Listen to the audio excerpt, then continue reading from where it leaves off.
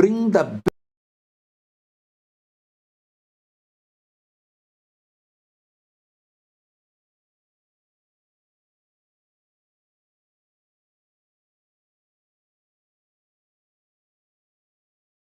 best things of your Sushupti state into your waking state, and how you can make the best use of your Sushupti state in your waking state.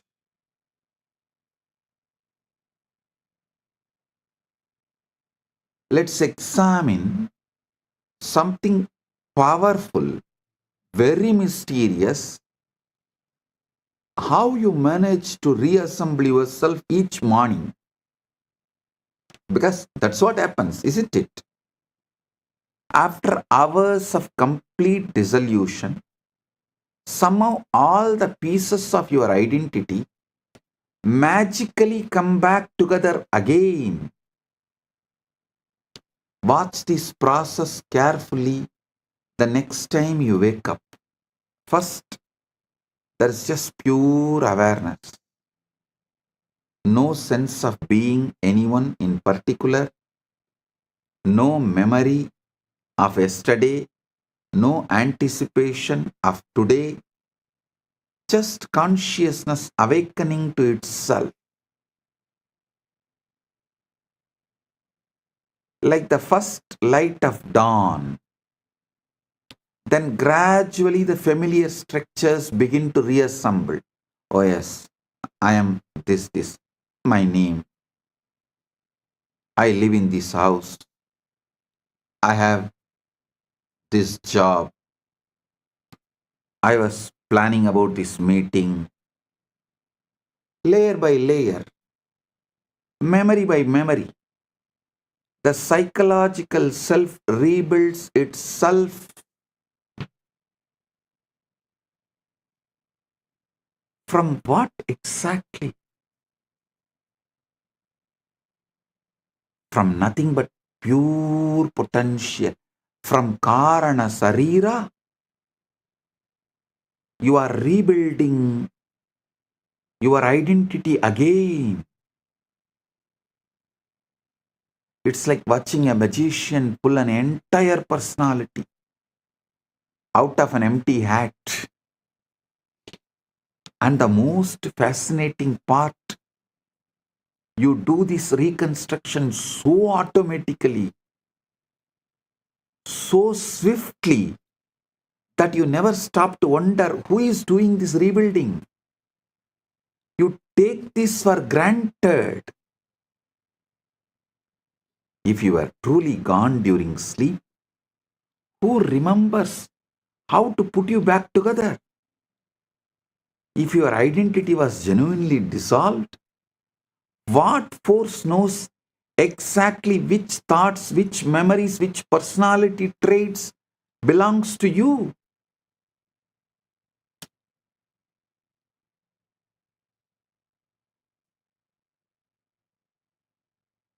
The answer is both simple yet profound. Simple and profound. The same intelligence that grows your hair, beats your heart, and digests your food. The same wisdom that knows exactly how to transform a seed into a flower without any conscious effort on the seed's part. Your ego does not reconstruct itself. It is reconstructed by a far deeper intelligence that you rarely acknowledge or even understand.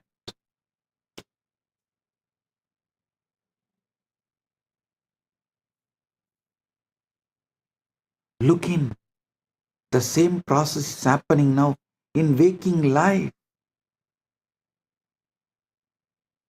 Ate tat bodhyamatyantam yannitrayam prakasitam na kevalam nisakale jakratyabhipravartate yataham bhavalayaha suptau yaccha bodhasya nirgamaha yatadrishya mahabuddhihi sa jagratyabhisamstita vedosti kevalam tatra jagratavastayavaha aham kartedi sangalpaha dirghakalam pravartate agam chindayitedi brute aham kuryamiti smaran aham jivami lokesmin ityayam pranti samhati agadam chindanam kinche napurvam viniyojitam prema vatvesha vatra nasangalpat pravartate hridayasya pravrittischa pasanam rasarupanam natvaya kriyate kinchit niyantana cha drishyate dehe kosagananam saya samanvayakarakah naham sa na cha me buddhis kutas sarva karma krit yasuptau swapna srishtim cha smritim samrakshanam tata dehataranam avyakram sa buddhir jagrati stita. Aham kartedi yat panam tate avaranam smritam tasmat saiva mahashaktihi nadrishyate swayajñaya swapno yatana kartaram pasyasyatmani samstitam tata chakratavastasa swapna vedena vartate swapnatve vismrutam yatra swapnita swayameva hi tatrusham chakratam visvam chetana swapna yatyalam.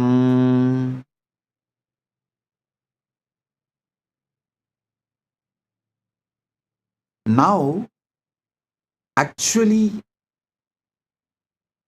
we arrive to the shockingly, truly shocking realization.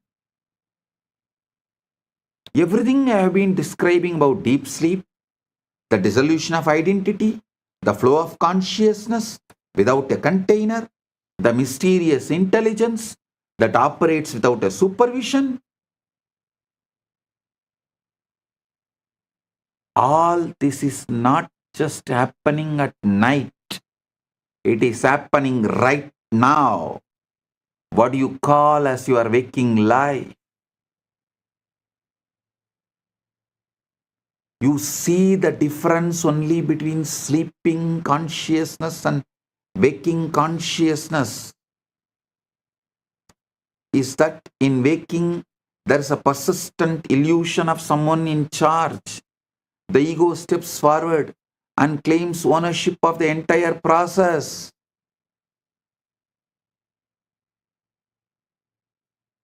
I am thinking these thoughts, I am making these decisions, I am living this life. But look more closely. Did you decide to have that thought that just occurred to you? Did you choose to fall in love with someone or some things? Or did it happen to you? Do you control your heartbeat, your digestion, your immune system? Are you actively managing the incredible complexity of your cellular metabolism right now? The same mysterious intelligence that operates during sleep, creating dreams, maintaining the body, organizing memory, is operating right now. You are not just giving it credit because The society has brainwashed that you have an ego, and that ego has convinced you that you are the one running the show. The society's conditioning and brainwashing has gone so deep into you. It created the fake identity called ego. And that ego is convincing you that ego is running the show. But what if I told you that waking life is just another kind of dream? A dream in which consciousness dreams. It's a separate individual having experiences, making choices, living a life. A dream so convincing that the dreamer completely forgets they are dreaming. A dream which consciousness dreams. A dream in which consciousness dreams. It's a separate individual having experiences, making choices, living a life. A dream so convincing that the dreamer completely forgets they are dreaming.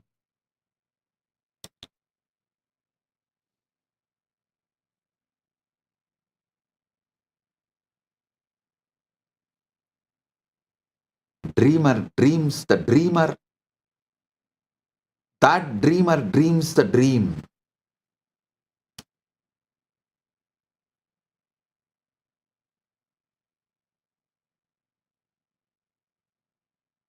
ऋषयः सदैव जनन्ति तस्मान् जागरन् वदन्ति न निद्राया जागरणं न तु स्वप्नस्य वेदनं स्वपरत्तस्य प्रान्तिं त्यज्य सत्यप्राप्नोति चेतना न जीवः चेतनावान् किं तु चेतना एव हि जन्मान्तरमापादयति स्वात्मभावे क्रीडमानम् एतत् न नवीनं किञ्चित् पुरा तु तत्पूते शास्त्रैः सप्तसहस्र वर्षेषु महाशक्तिमुक्तं दृष्टं नामभेदैः विविधैः प्रहं बोधस्वभावः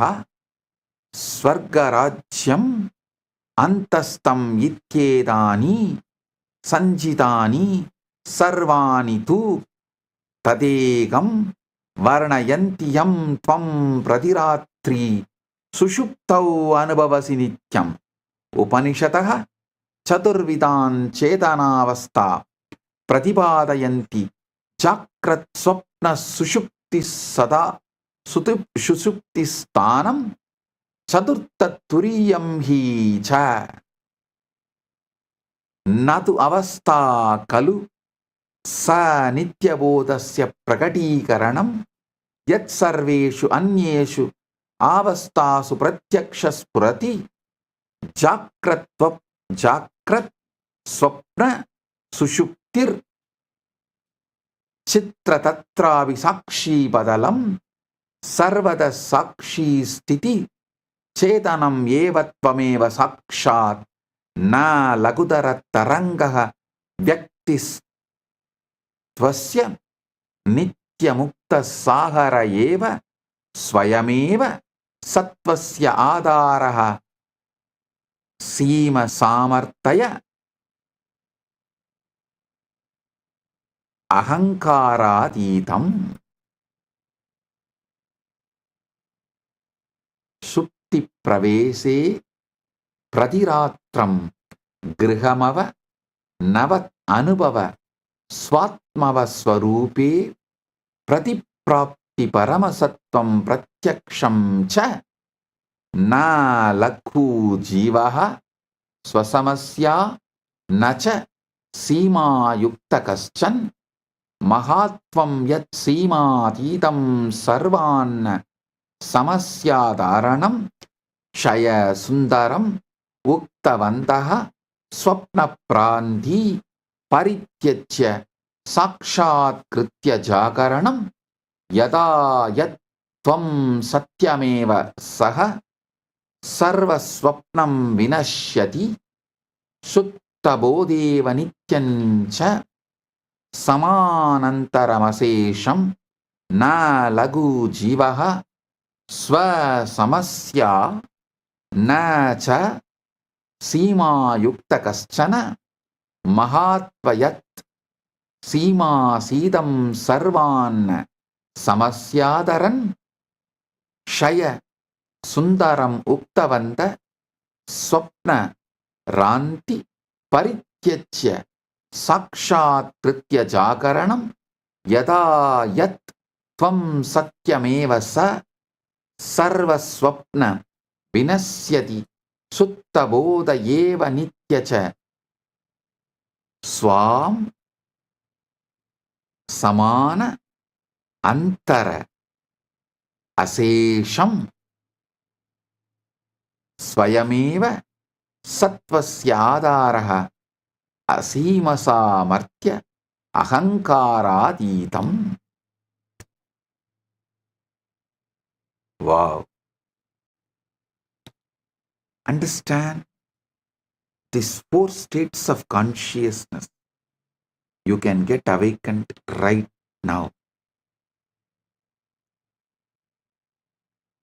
The rishis have always known it.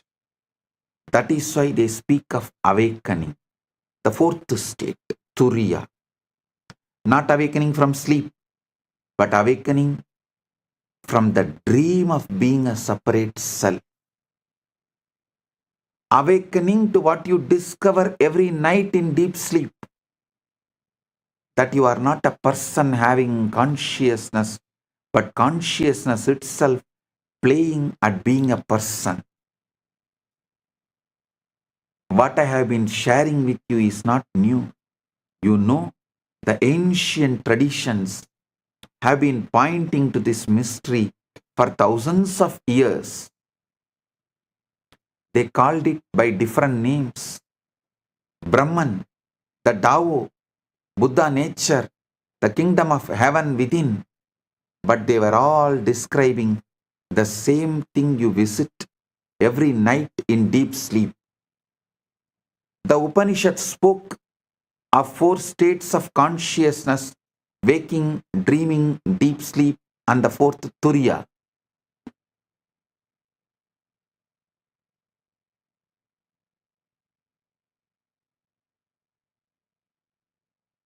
This fourth state is not really a state at all, but the unchanging awareness that witnesses all other states. The screen on which the movies of waking, dreaming, and sleeping all play.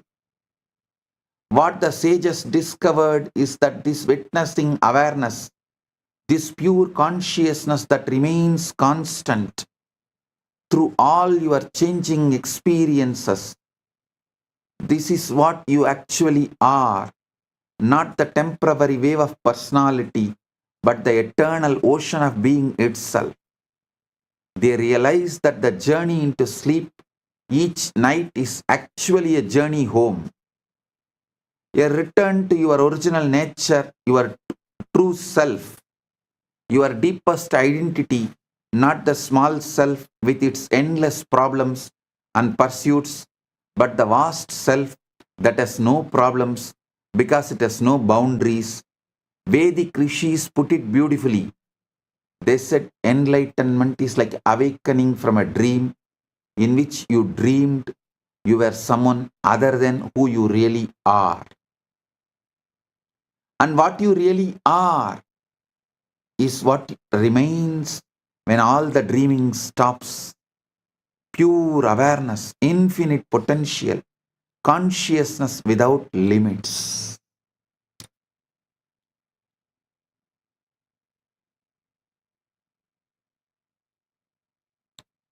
Listen carefully. Today's satsang is very powerful. You need to listen at least 2-3 times. Listen to it at least 2-3 times. Go through it.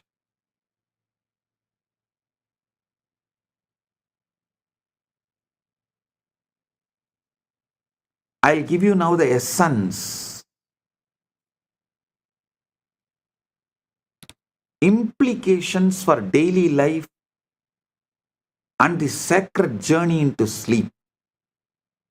Tasmadeva dhyana paramparasu sushupte pravenyam vishishtovyasah kriyate ahankare liyamanebi yacchetanana liyate tasya sakshatkarayate prayatnavantah yatratrau acetanataya anubhavasi tadevate sakshat trashtum icchanti yada vyakti swarupam samashti chaitanyat utpatyate punascha tasminneva liyate iti yesha eva desham rahasya botah na mokshaha satya na kinchitapi nudanam praptavyam yat tvam asi yat sata asi yat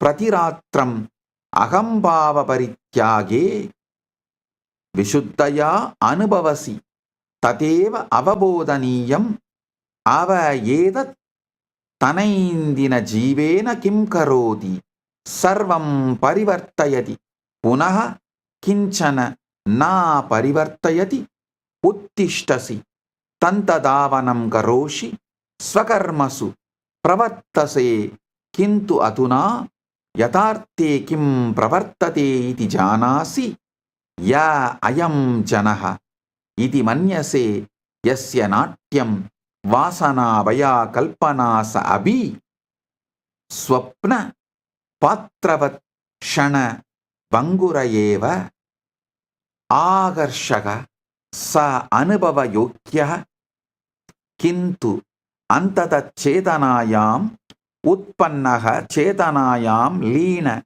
क्षणिक प्रतीति एवः एतत् जीवनं न निष्फलं करोति अपितु क्षणं क्षणं अनन्तमूल्यं करोति यतो हि न अन्यत्र गन्तुम् इच्छसि न अन्यो भवितुं न अन्यत् साधयितुं यत् सर्वेषु प्रयासेषु अन्वेष्टं तदेव त्वम् असि इति साक्षात् पश्यसि तथा जीवनम् उपेक्षारूपेण किन्तु लीलारूपेण जीवली फलासक्तिं विना कर्तव्य पूर्णनिष्ठया यथा नट स्वपात्रं सम्यक् वहति न तु तस्मिन् विस्मृतिं यास्यति अत यथा पुनः शयनं गच्छसि तथा तं विश्रामात्रं न मन्यस्व स पवित्र प्रत्यावर्तनमार्गः स्वरूपस्वरूपे स्वस्वरूपे लय परमसत्या ऐक्यं यत् योगिन जीवनपर्यन्तम् अन्वेषयन्ति तत्त्वं प्रतिरात्रं स्वाभाविकतया अनुभवसि श्वासप्रश्वासवत् सहजम्.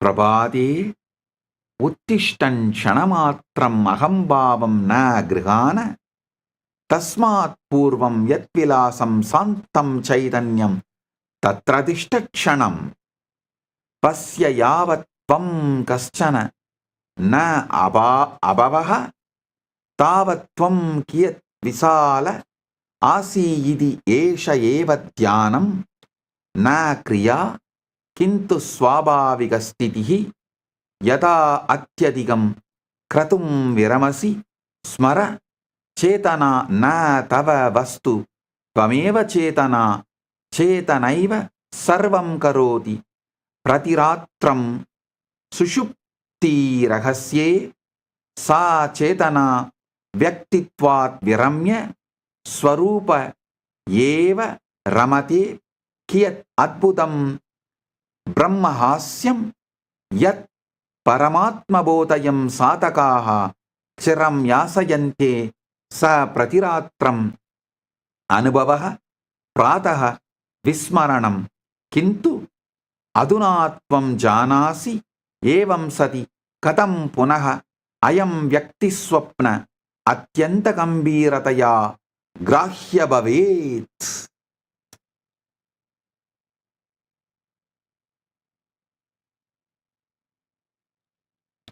Listen, I'll give you the essence of this whole satsang.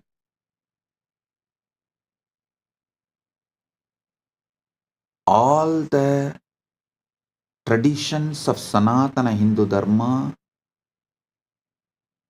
always focus on the transition into sleep. See, Shaiva in Agamas, in Shakta Tantras and Vaishnava Tantras, Bauddha, Jaina, Vedanta, in all great traditions of Sanatana Hindu Dharma, always focus on the transition into sleep. They are trying to jump into consciousness while the ego dissolves to the witness. The very process you experience unconsciously every night, to see directly how the individual self arises from and dissolves back into the universal consciousness. The secret they discovered is this: you don't need to achieve enlightenment. You don't need to do anything great. You just need to recognize what you already are, what you've always been, what you experience most purely every night when you stop pretending to be someone else. What does this mean for you? How you live your daily life? Well, listen, it changes everything. You still wake up, still brush your teeth, still go about your business, but now you know something profound about what is really happening. You begin to see that this person you think you are, with all its dramas and desires, its fears and fantasies, is no more permanent than a character in the last night's dream.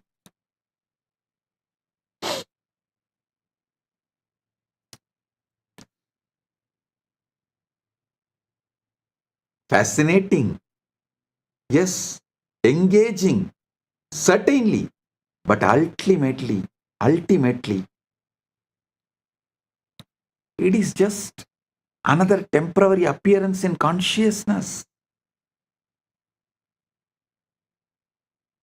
I am not saying your life is meaningless. No, it's quite opposite. If you understand your ego is meaningless, you will realize your life as a grand purpose, meaning, existence. It makes every moment infinitely precious because you are no longer trying to get somewhere else, become someone else, achieve something else. You begin to recognize what you have been seeking through all your pursuits and struggles is what you already are in your deepest being. You start to live with what I call divine Sakshi Bhava. See, Paramashiva, he does asatya sadhakas, unimaginable, unthinkable, impossible things, he makes it happen just by his simple presence, mere presence. He does not get involved in anything, but he makes everything happen. Paramashiva never gets involved in anything, but he makes everything happen. As ultimately, you will realize you are that.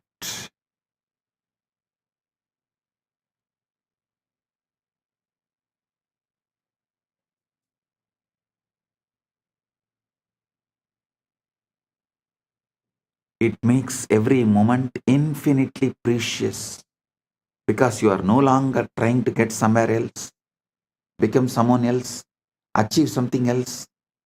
You begin to recognize that what you have been seeking through all your pursuits and struggles is what you already are in your deepest being.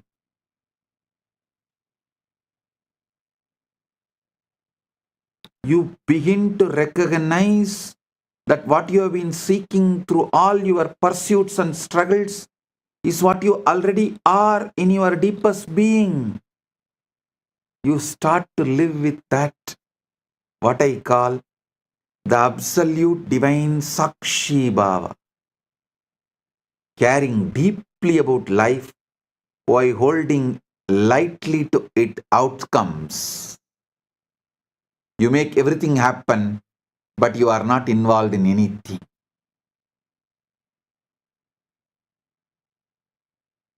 Like an actor who plays their role with complete commitment while never forgetting it's just a play. The next time you lie down and fall asleep, instead of treating it as a mere rest, recognize it as a sacred journey.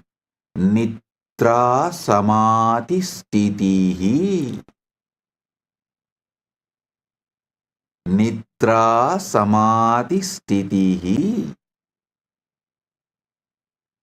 Implications for daily life and the sacred journey into sleep. Realize this.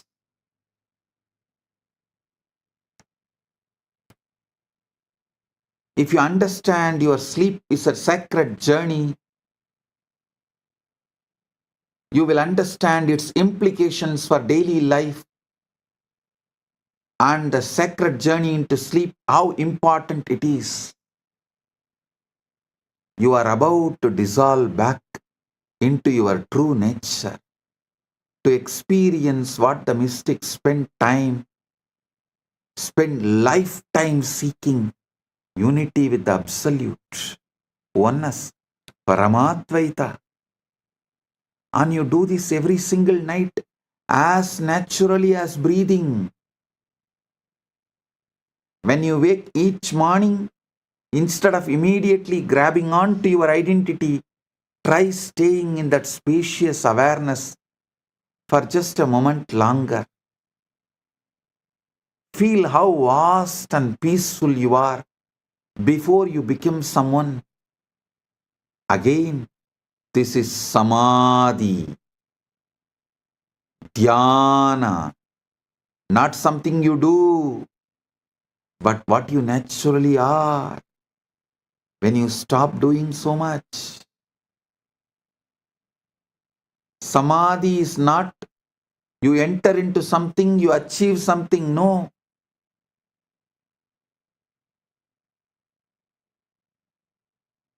The achiever, when he dissolves, you dissolve into something. That is Samadhi. You relax into something. That is Samadhi. You rest into something. That is Samadhi. Remember, consciousness is not something you have. You are something consciousness is doing. Consciousness is not something you have. You are something consciousness is doing. And every night in the mystery of sleep, consciousness takes a vacation from being you and simply enjoys being itself. What a marvelous cosmic joke that the deepest spiritual realization is something you experience every single night and wake up forgetting every single morning. But now you know. And knowing this, how can you ever take this dream of being someone quite so seriously again? No.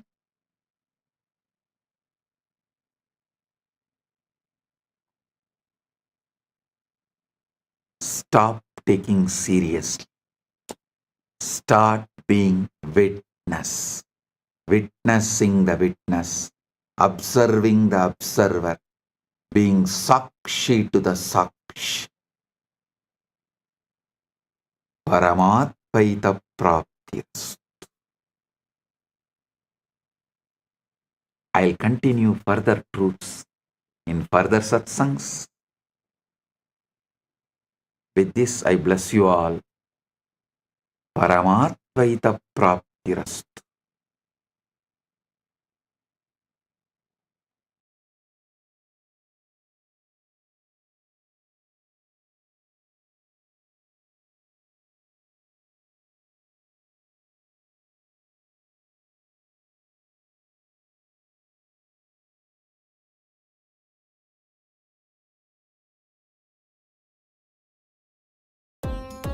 Nityanam, thank you for watching, and if you found the video enlightening, please give it a like, share it with your loved ones, and subscribe to stay connected with us. Don't forget to click the bell icon to receive the notifications.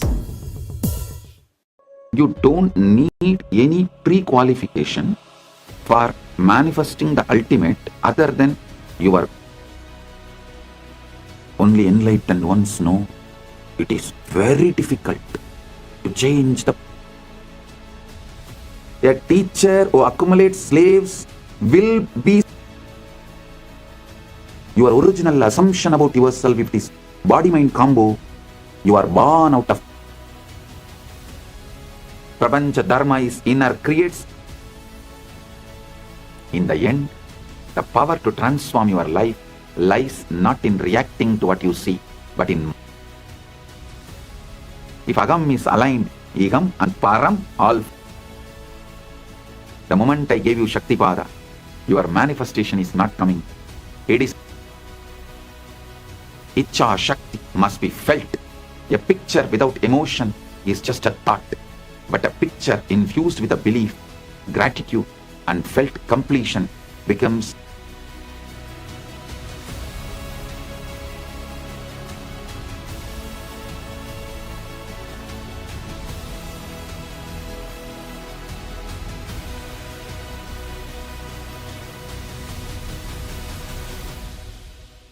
Nityanandeshwara Parama Shiva Samarambam Nityanandeshwari Parama Shakti Madhyamam Asmadacharya Paryantam Vande Guru Paramparam.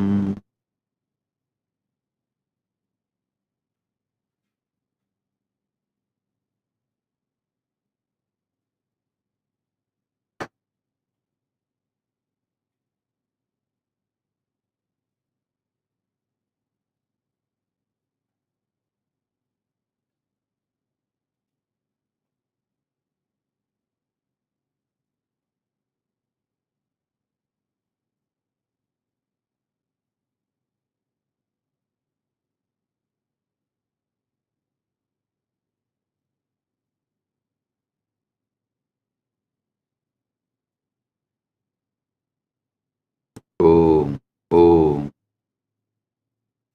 I welcome all of you with my love and blessing.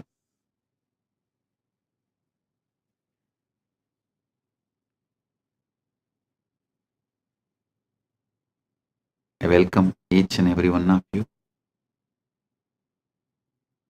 for this Shivaratri Brahmotsavam, day 2 of 17 days. It's the second day, Shivaratri Brahmotsavam. Quantum entanglement, quantum enlightenment, satsang, spiritual alchemy process series, second day.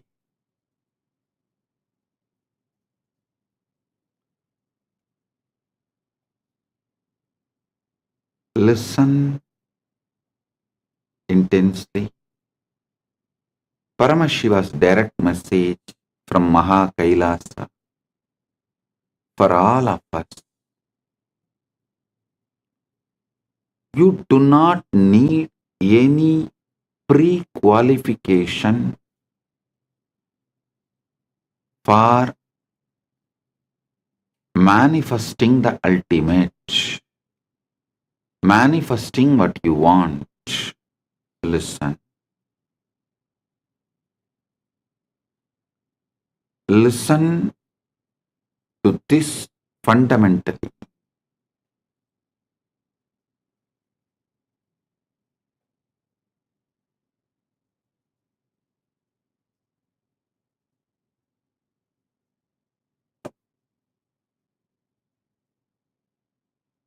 This message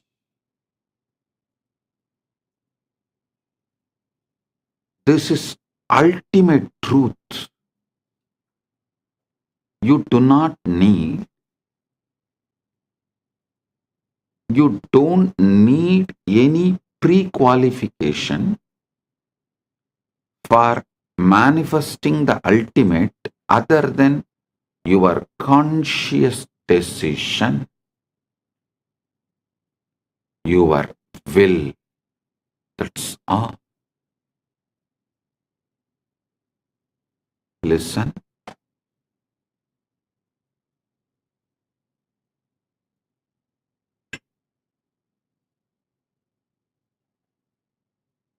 All your doubts, problems, questions, I know it much more than you know it.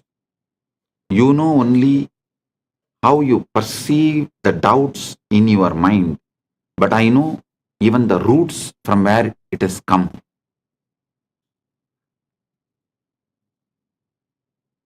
First of all, you should all realize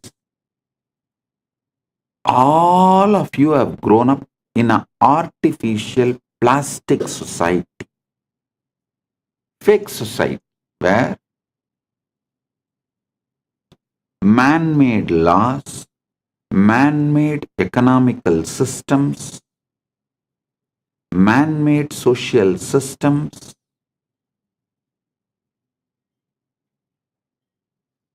with large blind spots and exploitative motive,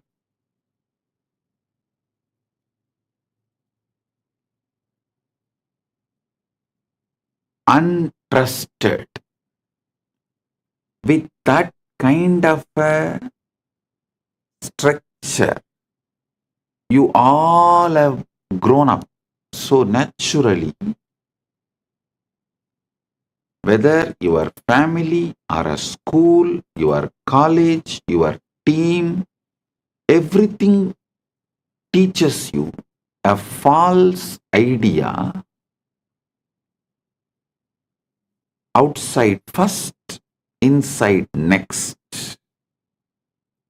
Means you have to work hard to get something, earn something, gain something. Then you will be happy inside. Listen. This is not the organic, natural law of life. Listen. That is why even now, all middle class level success, mediocre level success,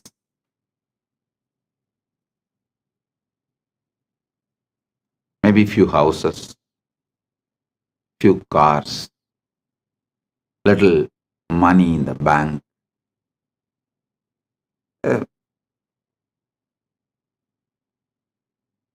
career, successful career.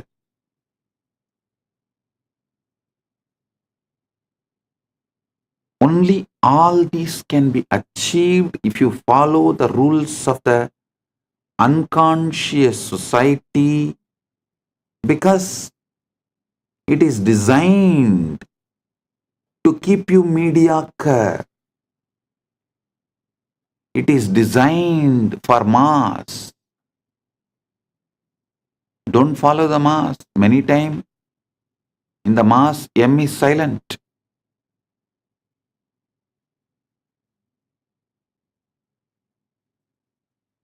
It is designed to keep you mediocre.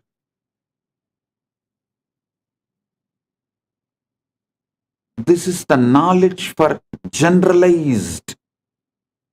See, the moment you generalize, the organic growth is destroyed.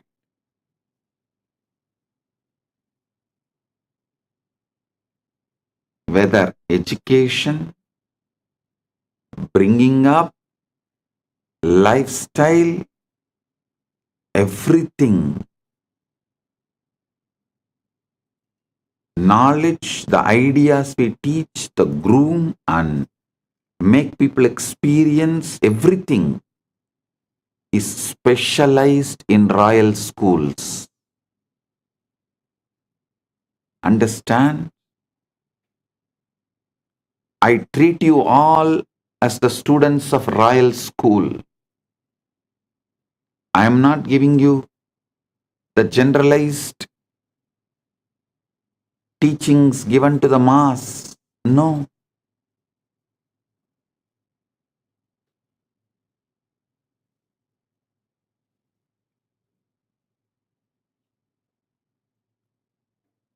I don't even want to call my followers, my disciples, my devotees as seekers. No, you are not seeker.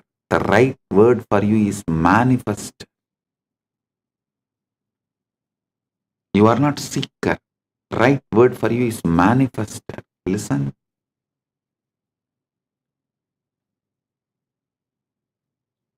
The primal assumption, first assumption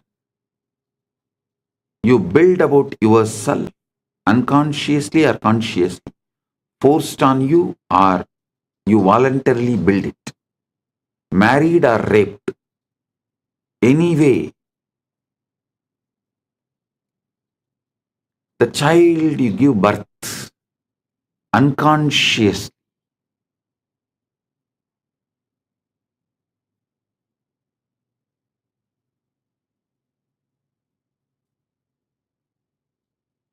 remains as a load on your system,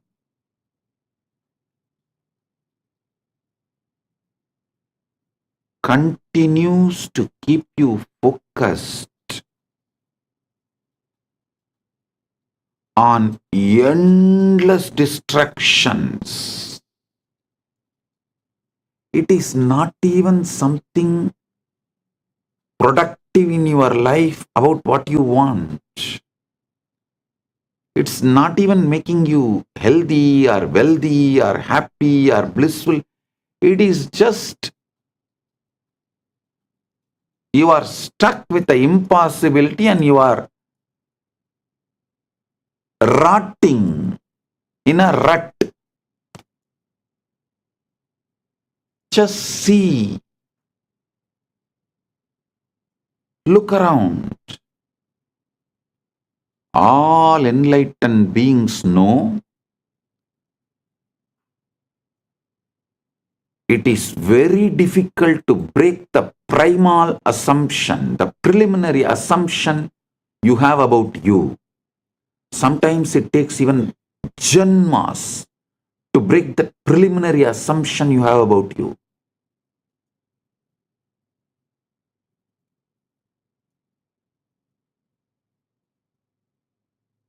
That is why I am very clear. The preliminary assumption you have about you itself, I am giving you right. Ultimate assumption. Listen. All the traditions, whether religions or philosophy or psychology, starts with you as just body-mind combo are doing the worst crime against humanity. Because the moment you start thinking you are a body-mind combo, And you have to gain step by step by seeking, accumulate, and achieve the enlightenment, the ultimate over.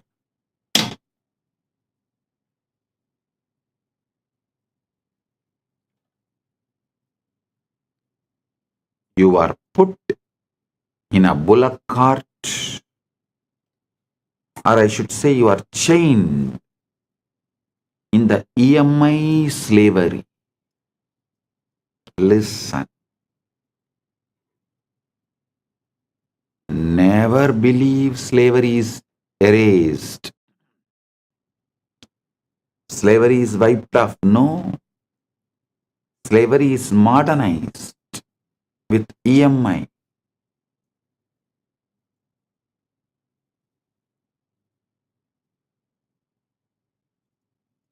Economy should be indigenous.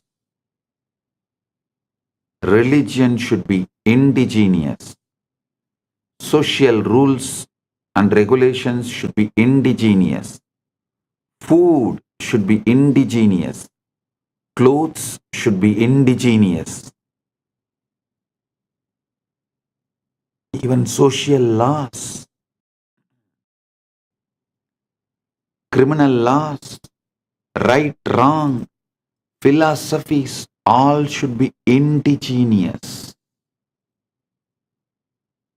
Organically grown.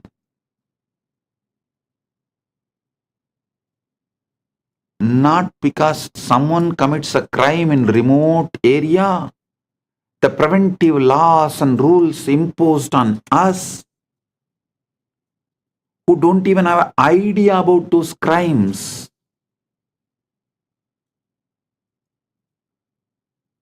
One good thing I found is that due to the AI revolution, the Gen Z is going to live only organic life. The globalized brands, whether it is a Coca-Cola or burger or pizzas, are all global brands. Business brand, retail brands, cloth brands, religion brands, philosophy brands, all have no future due to AI revolution. People are going to choose the indigenous lifestyle.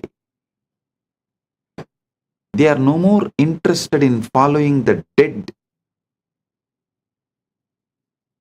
unwanted, unknown. Actually, neither the person who imposes the rule, nor the person who maintains the rule, nor the person who obeys the rule knows why the rule exists. What the hell you are doing? What the hell is going on? No, neither legislature nor executive or judiciary or the obedient citizens, all four do not know why this law exists. That kind of laws exist in every country. In every country, practically.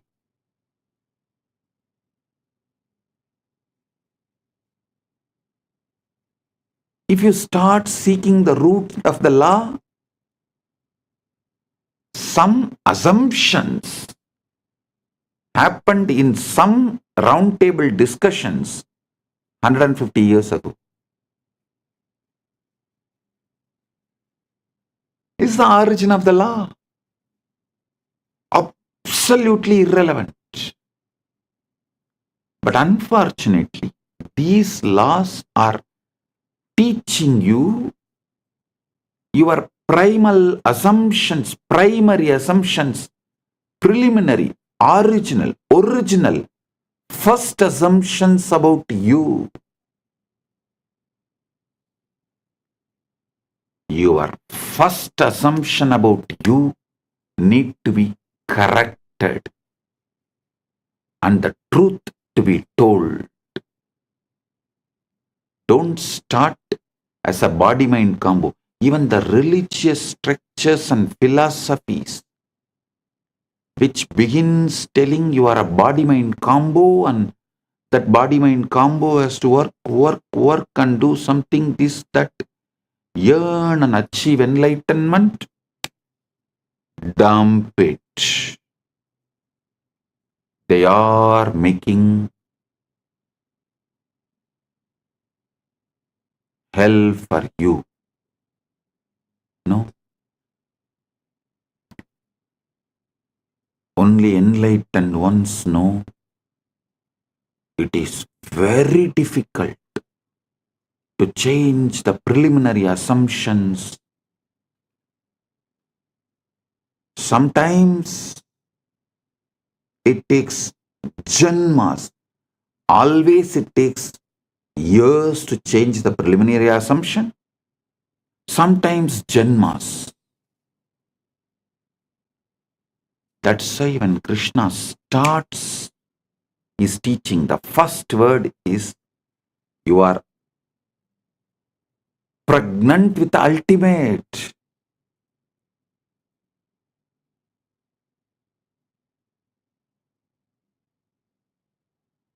When I tell people, you are ultimate, many of the even sincere Hindus who are trying to achieve enlightenment, educated in scriptures, even they try to say, Swamiji, what you are saying is ultimate truth. We know, but I don't think it should be taught immediately.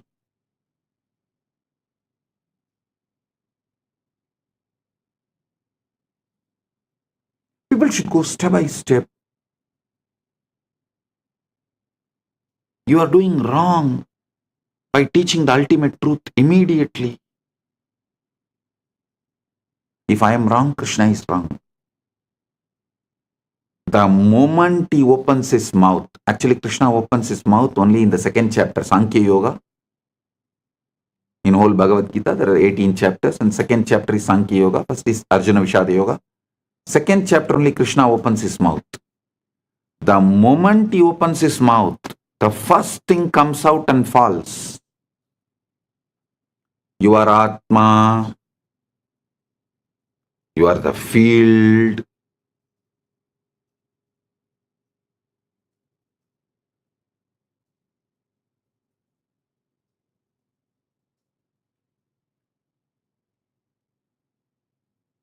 Which literally carries the ultimate.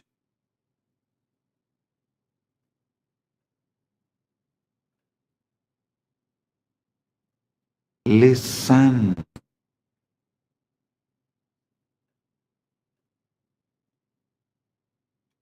Preliminary assumption should be right.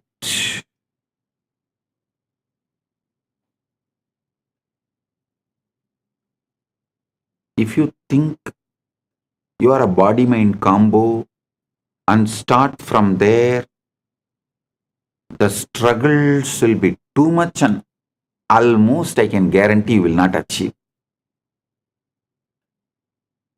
You may be a good slave to your teacher. Listen to one important truth. A teacher who accumulates slaves will be slave for those slaves because he has to be constantly maintaining those slaves.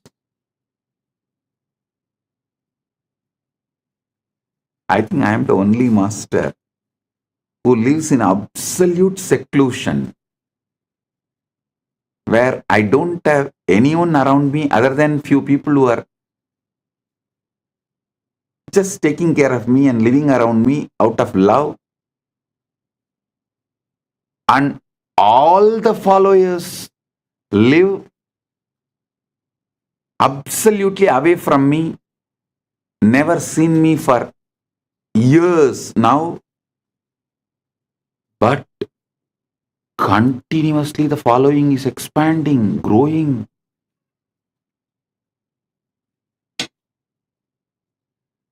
Because I don't collect slaves. I collect leaders. I make Paramashivas.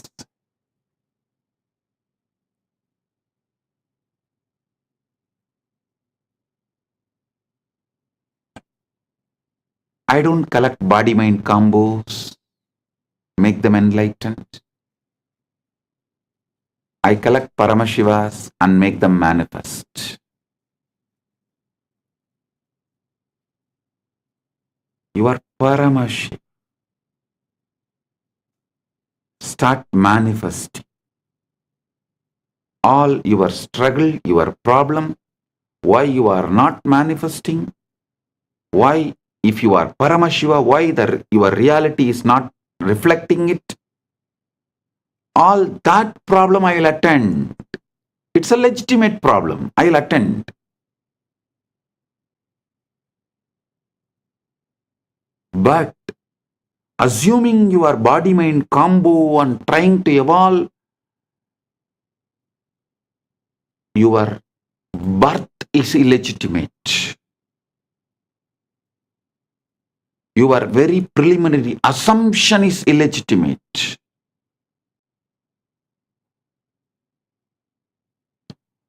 Your preliminary assumption about yourself, your original assumption about yourself, if it is body-mind combo, you are born out of rape by the society,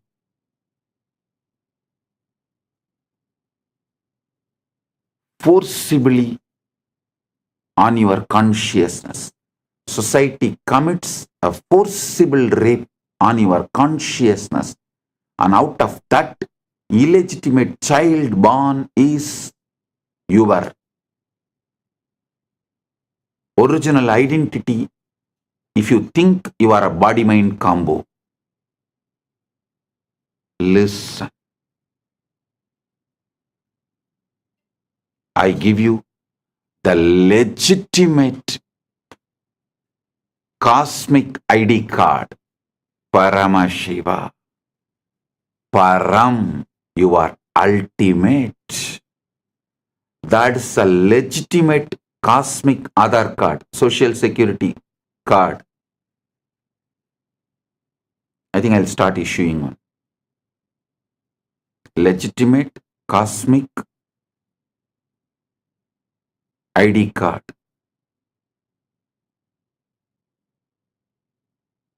You are Paramashiva. Start manifesting it.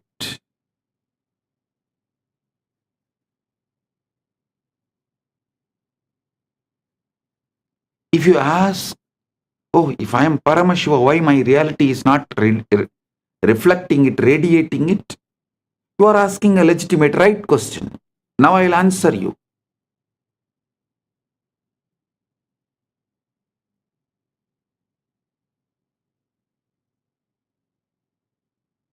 From yesterday, I am explaining so many different points.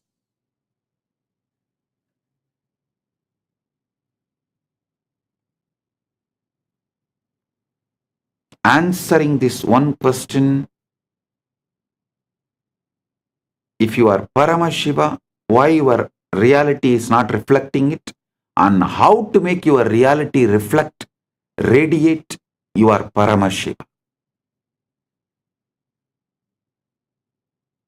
Listen. When you assume it is done, when your original assumption, original identity about you, if it is done, means Paramashiva, you are ultimate. Param aham. Aham brahmasmi. Then you stop approaching your desire as a request and start approaching it as a fact. I am Paramashiva. So if I want, I will manifest the body I want, as I want, how I want. I am Paramashiva. So if I want wealth, I'll manifest it as I want. I am Paramashiva. If I want relationships and to be loved or love, to shower love or to be loved, I will manifest as I want.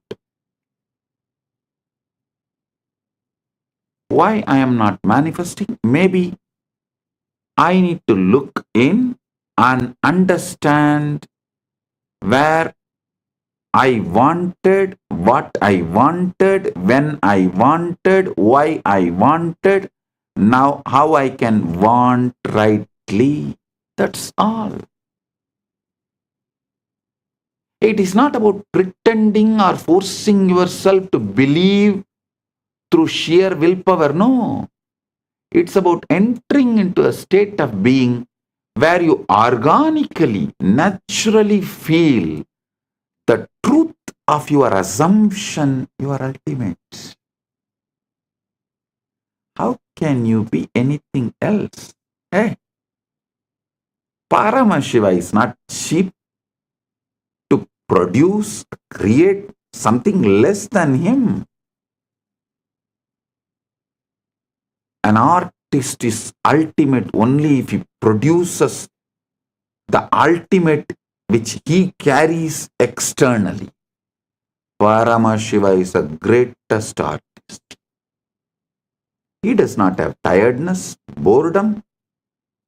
He doesn't flow, this one masterpiece art I created. So, second, let me take it easy and do something low grade. No. Everything he produced, created, manifested is he. Whether you or me, everything you see, he manifests as he.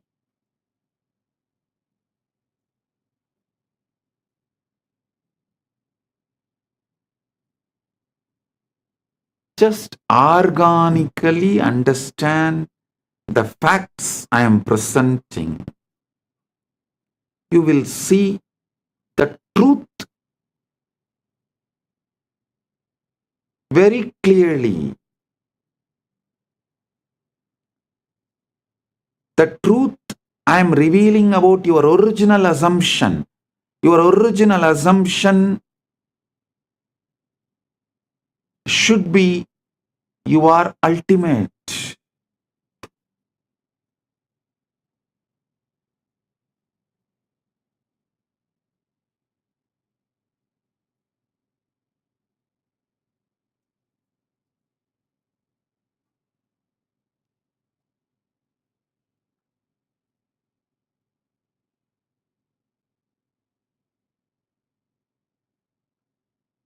You do this by asking yourself, if I already had it, how would I think? How would I walk? How would I speak to others? How would I treat myself? Listen. Listen to bring the right ultimate assumption. I should say, even the word ultimate looks little remote. So I will use the word right assumption right now. Right original assumption you need to carry is, yes, I am already Paramashiva. I am Paramashiva. All I want, I have. The wealth, health, relationships, bliss, inner knowledge, powers, everything I have. How I would think, how I would walk, how I would speak to others, how I would speak to myself, how I would treat myself, how I would treat others. Just sit and drown yourself into that Icha Shakti, Manasarovar Manonmani. This is the Manasarovar bath. Manasarovar Snan.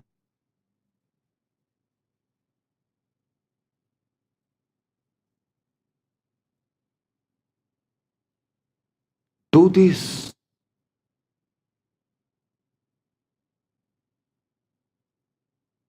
Best time to do this is night when you go to bed.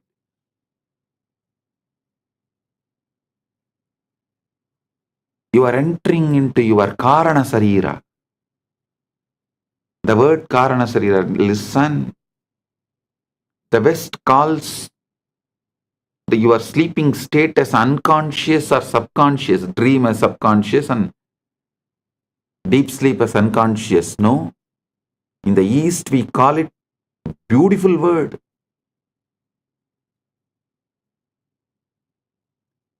Deep sleep, we call it as Karana Sarira. Means that is where all the reason, Karana, seed, cause for why you are existing the way you are existing is there. So every night, don't think when you fall asleep your day ends. No. You are working in your warehouse, the Karana Sarira. Your cause. All the reasons, causes of why you are, who you are, what you are falling into that.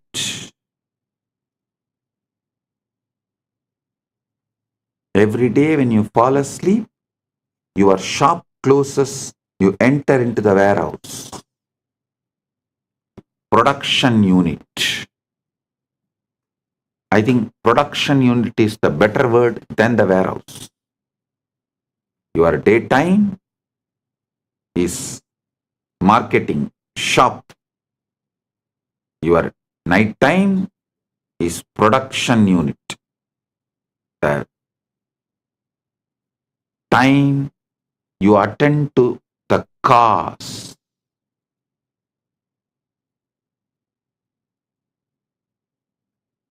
Every night when you enter into that Karana Sarira, that is why I insist all my disciples study little Sanskrit. Because if you know little Sanskrit, you know every night you are falling asleep into Karana Sarira. Even if you know these facts, that one day you will think, what? Why is it called Karana Sarira? If you only know the English word, every day night you fall asleep, you fall into subconscious and unconscious. You will think, why am I wasting time there? What's the use of it?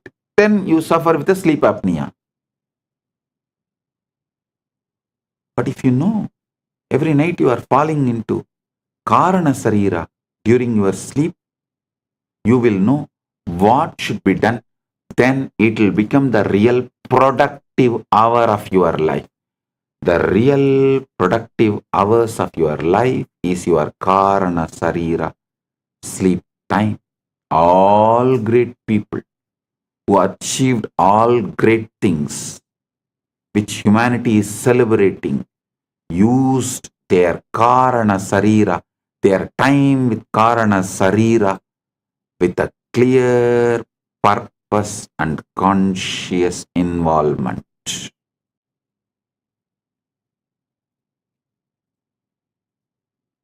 Mediocre people fall asleep. Great people use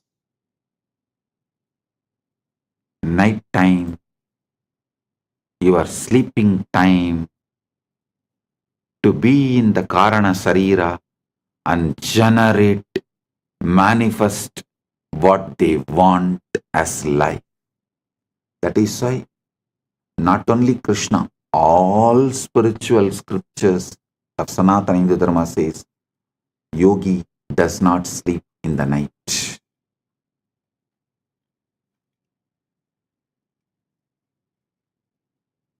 every night when you fall asleep, ask yourself, if I already have it, if I already had it, if I am Paramashiva, how would I think? How would I walk? How would I speak? How would I speak to myself and how would I speak to others? How would I treat myself and how would I treat others?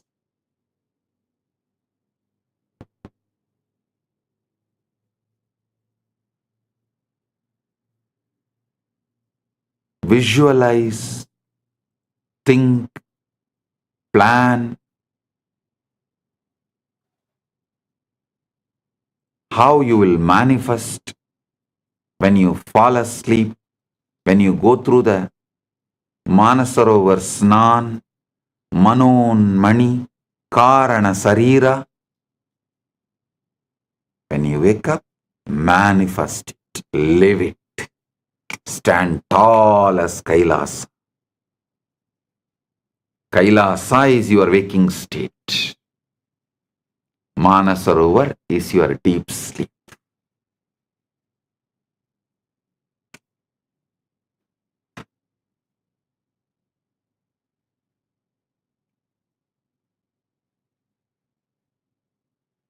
Live according to the answers you get in the deep sleep. Even if your senses are trying to convince you otherwise during the daytime. At first, this may feel strange because your outer reality will still carry the residue of the old state. But do not be discouraged.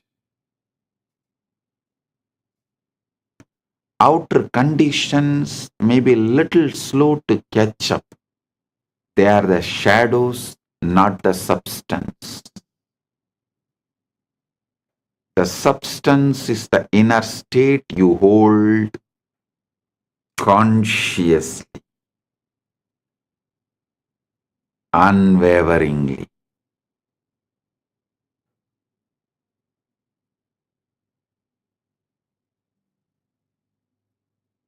Your mind is the director. The world is the stage. The moment you accept the role of Paramashiva inwardly, the scene begins to change outwardly. Hey, listen.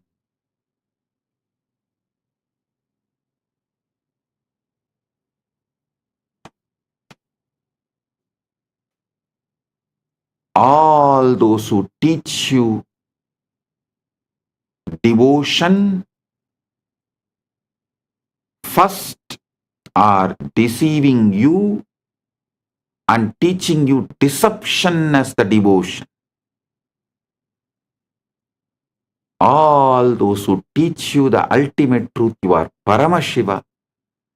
And when you start living, you develop so much gratitude for that consciousness, that awareness, which is just manifesting anything as you want.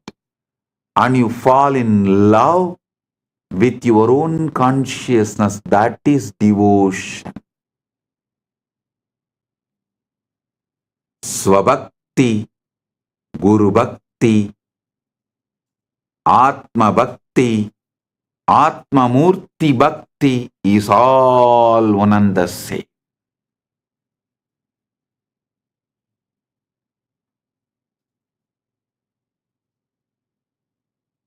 You fall in love with your consciousness, which is just manifesting anything you want as you want. So simple, so wonderful, just like wow. So wonderful, so beautiful, just like wow. When you get this feeling, the love you experience, the gratitude you experience, the love which flows out of this gratitude is devotion. That will overflow through towards your own consciousness, your own Guru, your own Paramashiva. Mannata Shri Jagannatho, Madguru Shri Jagadguru, Mamatma Sarvabhutatma.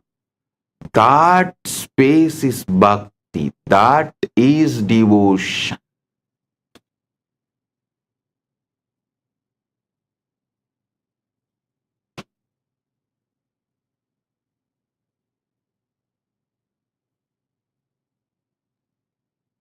Do not wait for the circumstances to give you permission to feel successful, happy, loved, or abundant.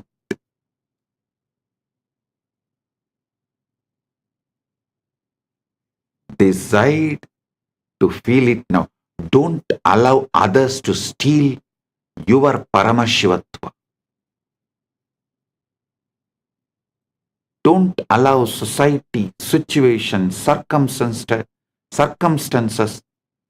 to steal your Paramashivatva. When you live from that inner certainty, the world will mirror it back to you in ways you could never predict. Suddenly the opportunities will arise. People will respond differently. Events will arrange themselves in your favor.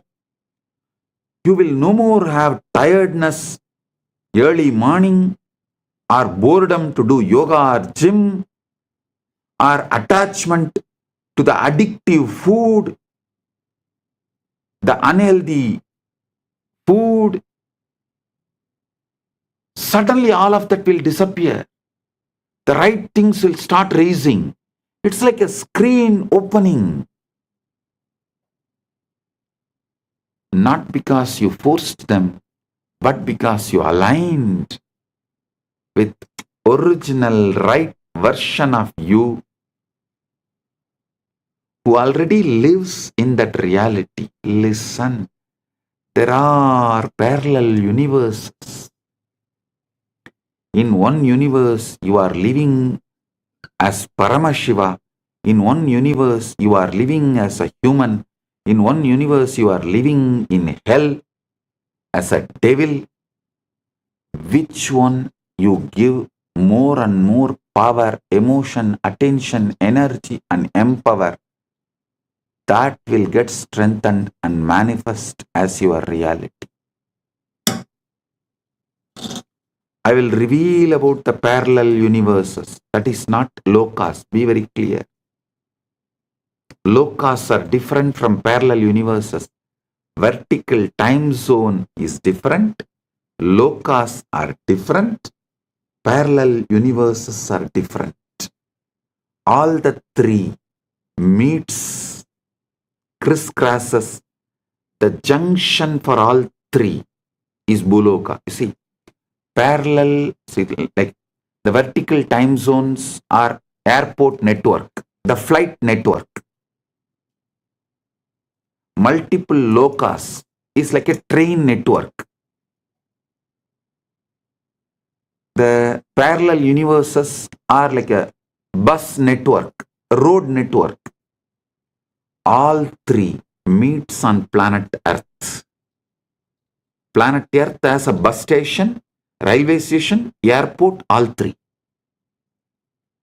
But all three are different networks. I'll reveal more details about these parallel universes. Yeah, I am telling you.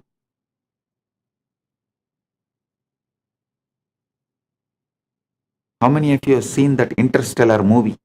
How that guy comes back and tells the daughter, don't allow me to go, don't allow me to go, somehow stop me. Same way I am telling you. Don't assume you are a body-mind combo. Don't assume you are a body-mind combo. You are Paramashiva.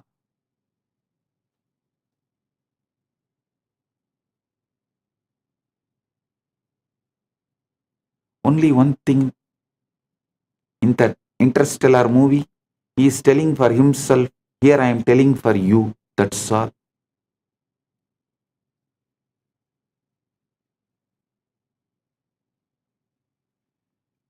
Actually, right now, one version of you is living as Paramashiva in Mahakailasa. Just give attention to it, you will manifest it. That's all.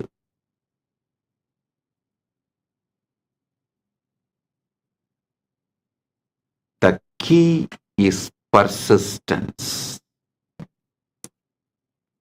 Persistence. Collapses the gap. You cannot step into a role for an hour and then return to doubt for the rest of the day. Hold the state as naturally as you hold your own name.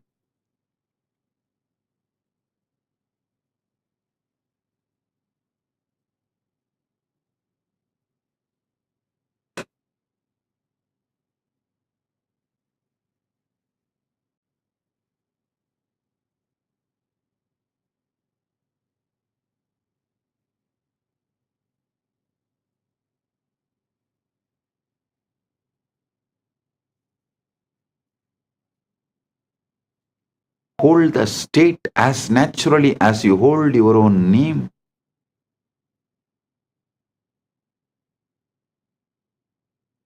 Carry it in your posture, your words about yourself, your inner dialogue, your words towards others and your inner dialogue, your emotional baseline and energetic posture. Carry it. If you fall into the old patterns, gently return to this energetic posture of you are Paramashiva. Your wishes are already fulfilled. You are the Kalpataru.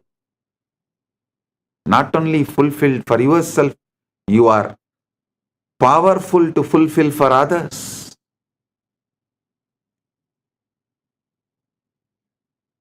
When you assume as if it is done, you collapse the gap between the desire and experience.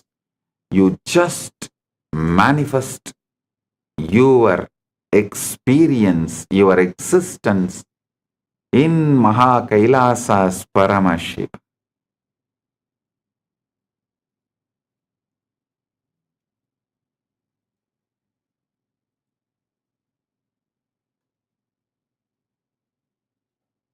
You are no longer someone trying to get there.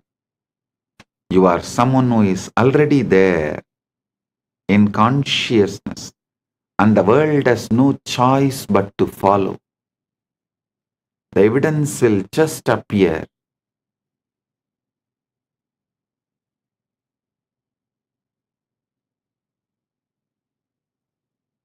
It may take little time,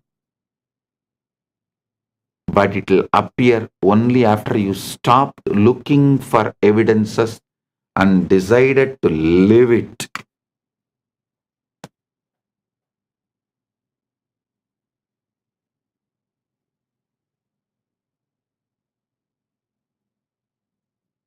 Continuously I get questions. Oh, Swamiji, that guru tells like this guru tells like this, that guru tells we are all servants of this God, or devotees of this God. Okay, I am telling you, you practice that guru, then after your death or when you get the experience, you will live as a servant of that guru or that God in their world. But when you listen to me and manifest and practice what I am saying, While you are living, you will manifest, you will live as the living Paramashiva. After you leave the body, when you want to leave the body, as you want to leave the body, you will live as Paramashiva. Paramashiva is not one, infinite. How can the infinite be one? Don't you see? When you assume mentally infinite is one, you are having a huge blind spot, bigger than black hole.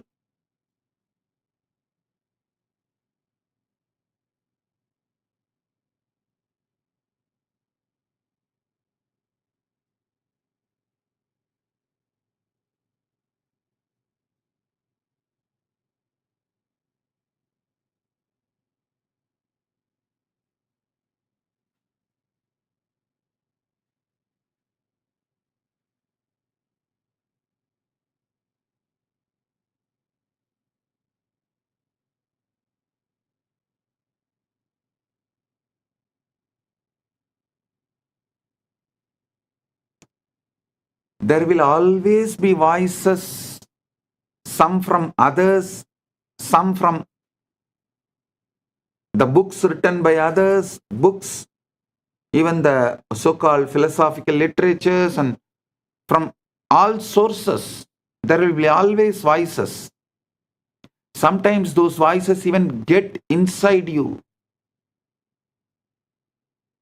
and try to even control you mildly. Yes, you are Paramashiva only, no doubt. But this much is possible for you, and these are all not possible for you. And your mind will even try to tease, oh, if you think you are a Paramashiva, you already achieved Paramashiva, why don't you just grow 25 heads overnight? Listen. Listen. Don't ever think it is not possible. Don't ever think it has some complications.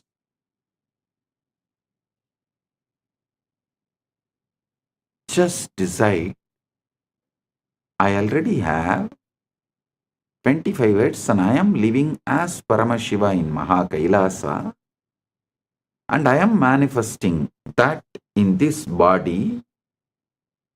Whatever I want to manifest right now, let me start manifesting. When I really want to manifest, or when I need 25 heads, I will show that. I will manifest that. Do not be cowed down or convinced about any impossibility.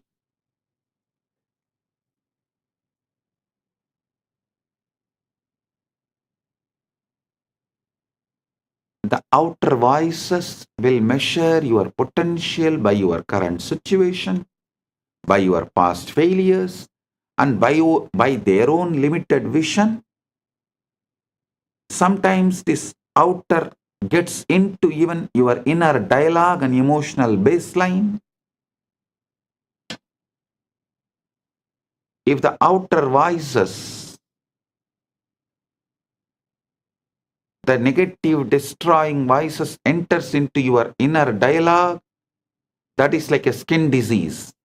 If it enters into your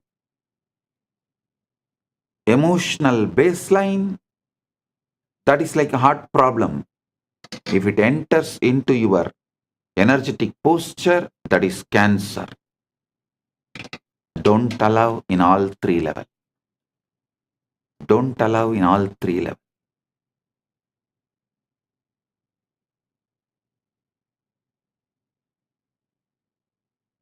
If you allow these voices to dictate your thinking, you will find yourself trapped in the same reality they believe in.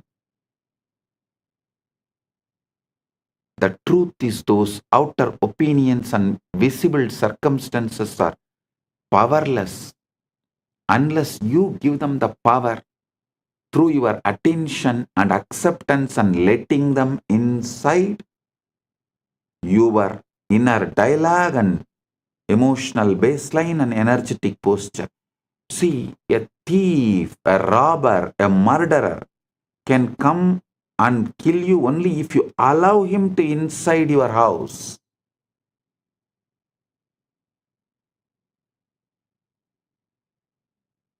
Safeguard yourself so strong they are not able to enter. Be aware they don't sneak in the form of guest. Neither knowingly nor unknowingly they should be able to enter. Neither you should allow them knowingly nor you should allow them unknowingly. Only when you allow them, they have power. As long as they are outside your house, they don't have power. Outer voices often comes disguised as a common sense, practical advice, just being realistic, good old aunties and uncles. But what it is really doing is binding you to the known and the visible, keeping you from stepping into the unseen where your desire is already alive. Saying a simple no to this whole society and saying no to this whole outer voices is sannyasa.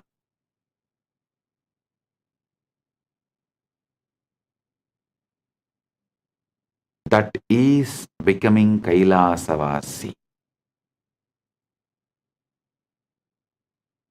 If you want to create something great, new, you must learn to silence these outer voices.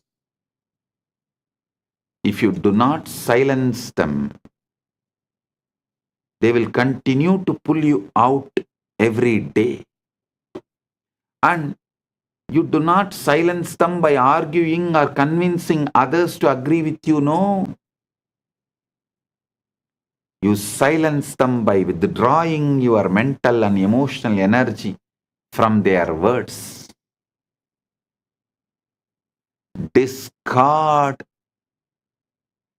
their words because their very identity, the original existence in which they are living, is not your goal, and that is not what you want to be, that is not how you want to be.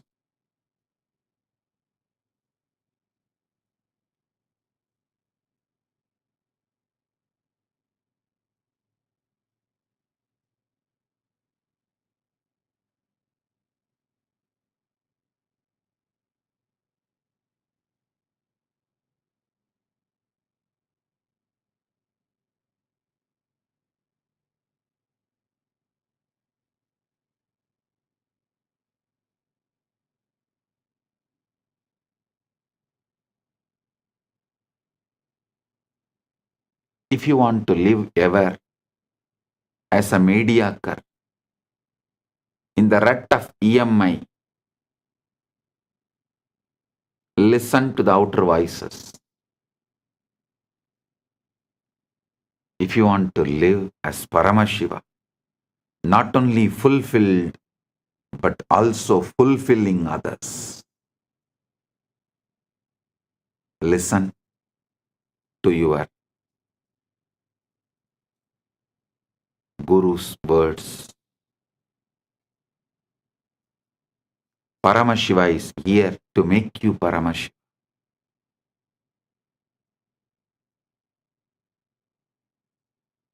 Silence the senses.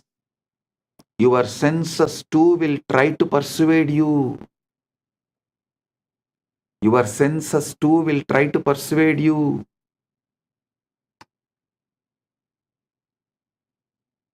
They will present you with the facts, numbers, and images that seem immovable. They will whisper, look, nothing has changed. This is your reality.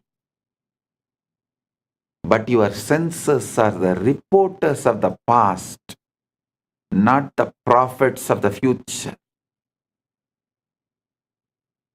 They are mediocre, opinionated, yellow journalists, not the prophets of the future. They can only confirm what has already been created through your previous states of mind. If what you see and hear contradicts your desire, remind yourself that it is only fading echo of old beliefs.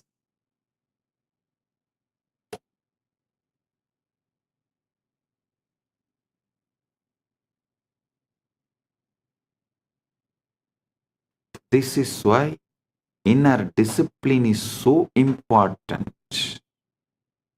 You must become the guardian of your own mind. When doubt tries to speak, you gently turn your attention back to the vision you have chosen. When fear presents its case, you refuse to sit in its courtroom.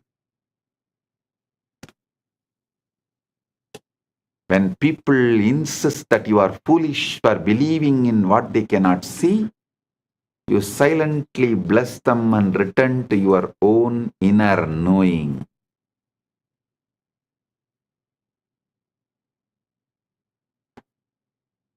Convince yourself completely. The power to manifest is not found in convincing the world to support your dream. It is found in convincing yourself so completely that the world has no choice but to rearrange itself accordingly. This is why you must not let the noise of others or the evidence of your senses shake your conviction. Every moment you allow yourself to be swayed by the outer world, you water the seeds of doubt. But every moment you hold fast to your chosen assumption, you strengthen the roots of your new reality.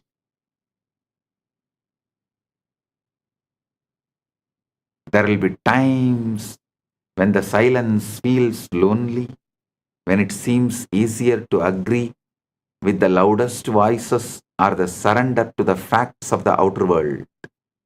But remember, every great change begins in mana unmana, in the quiet place where your belief is nurtured without interference in solitude. So guard that place, protect it, keep it free from the weeds of doubt and fear. Ignore the doubters, ignore the circumstances, ignore even the reporters of your own senses if they disagree with your desire. The only voice that matters is the one within you that says it is done. Live in the end.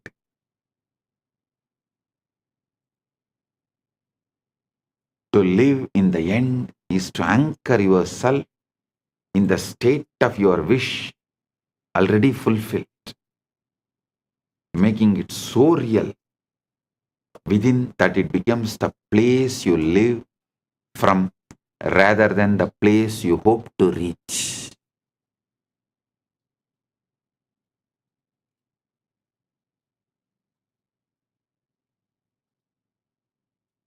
Most people live their lives always moving toward their desires, imagining them as distant goals that will happen someday if circumstances align. But when you live in the end, you remove the distance. You claim the end result now in thought and feeling, energetic posture, emotional baseline, inner dialogue. And you let that state define your decisions, your actions, your inner dialogue every single day. The key is to make this end state your mental home, not a fleeting daydream you visit occasionally, but a dwelling place you return to in every moment. Just as your physical home surrounds you with familiarity, comfort, and a sense of belonging, your mental home in the end result must give you that same feeling of certainty and stability. You are not wishing for it anymore. You are living it now.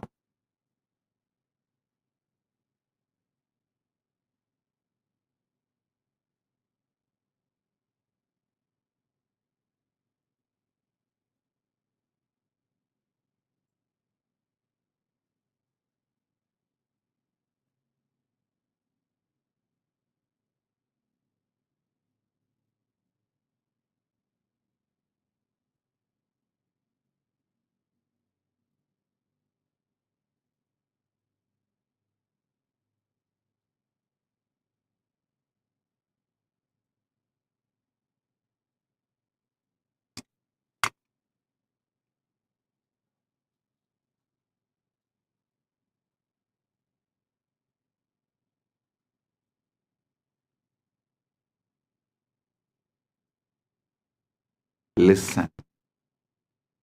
I am defining thinking of a seeker and thinking of a manifester. Thinking toward the desire, keep it in the future. It says, I am not there yet, but one day I will be. This posture of waiting only reinforces separation between you and your desires. Thinking from desire, however, assumes you are already there. It says, I am this now, I have this now, it is mine now. From that position, your actions, your words, and expectations naturally align with the reality you have claimed. So, be always a manifester, never a seeker.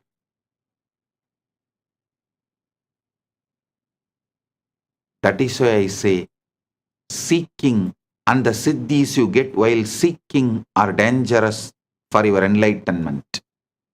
Manifesting and the shaktis you manifest while you are manifesting the ultimate is the best and great when you get.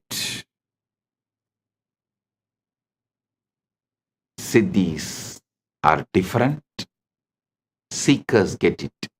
Shaktis are different, only manifestors get it. The fundamental thing you need to be a manifester is Shaktipada, initiation from the Guru who has manifested, who has achieved this Anubhuti, who is Parama Shiva. And he initiating you. That Shaktipada is the capital, and I am giving you all of you. The capital Shaktipada to be a manifester. You are Paramash. Don't panic over numbers or evidence. When you make the end your home,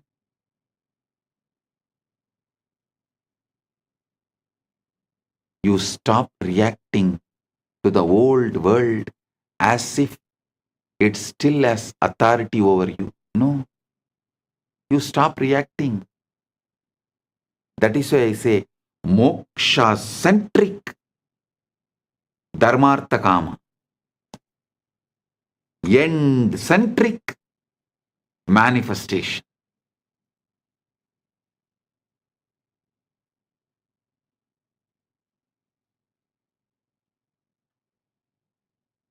If your bank account does not yet reflect wealth, you do not panic.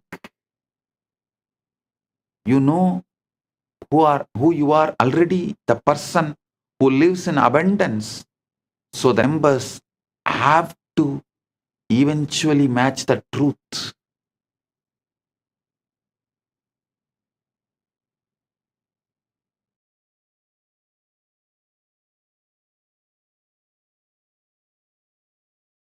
If you have not yet seen evidence of the relationship you desire, you do not despair. You know you are already loved, chosen, and cherished in the reality you have chosen to inhabit.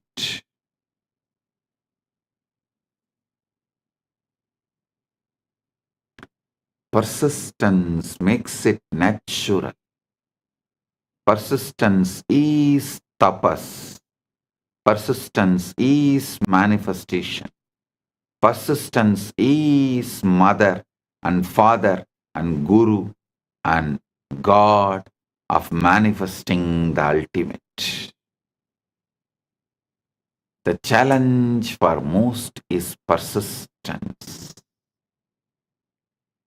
It is easy to visit the end when you feel good, but to live there daily requires discipline. Outer conditions will tempt you to leave that place, to step back into doubt, to measure your progress by what you see. But you must refuse. You must return again and again to your end state until it feels more real than anything your senses can report. Over time, this mental home becomes second nature. You stop looking for signs because you no longer need them. You are living the reality within yourself so completely that the outer must eventually conform. And when it does, it will feel natural, as though it was always yours. Living in the end daily is not pretending. It is choosing your truth and dwelling in it until the world catches up. Makes your final wish your home, and soon the outer world will deliver the exact address you have been living at in your mind.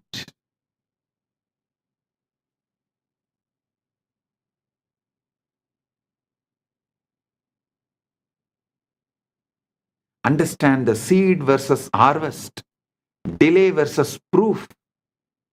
Persistence is the quite unwavering decision to hold on to your chosen assumption regardless of what the world shows you. It's understanding that the outer world is slow to reflect inner change, and that during this delay, the old reality may still appear strong, solid, and unshakable. Many people abandon their vision in this waiting period, thinking nothing is happening, when in truth, everything is already in motion beneath the surface, or I should say, above the sky. The old reality is like a shadow. It lingers for a while, even after the light has shifted. Just because you cannot yet see the new conditions does not mean they are not on their way. In fact, the very moment you have assumed your desire as true, the process of creation begins. But if you look for constant proof, just like the third monkey. You pull the seed out every day, you dig the seed out every day. You pull yourself out of the state that makes fulfillment inevitable. Proof is the harvest. Assumption is the seed. The seed does not need you to keep digging it up like the third monkey. It needs you to trust it. It'll grow. Trust it'll grow. Persistence means living in your chosen reality, even when the evidence screams otherwise. It means refusing to let the temporary appearance of the old state dictate how you feel or what you believe. It's not stubbornness for its own sake. It's loyalty to the vision you have chosen. When the outer contradicts you, you do not argue with it. You simply ignore it and return to the inner world where the desire is already fulfilled.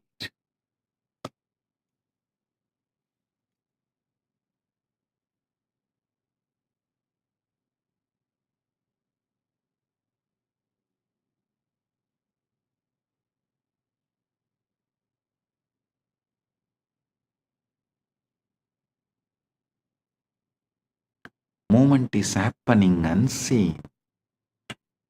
There will be times when nothing seems to be moving. You may feel like you are standing still while your vision remains far away. In those moments, remember that movement is happening in ways you cannot yet perceive. The world of form is rearranging itself. People and events are lining up. Unseen doors are preparing to open. Your only job is to keep the inner state alive, to remain the person who already has what they desire, even in the absence of proof.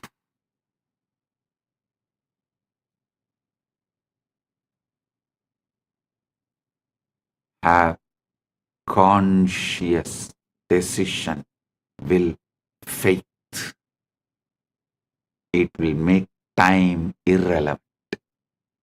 Persistence is the test of faith. Not faith in luck or chance, but faith in the cosmic law. Faith in the cosmic law, the Prabanja Dharma, that inner creates outer. Prabanja Dharma is inner creates outer. Cosmic law is inner creates outer.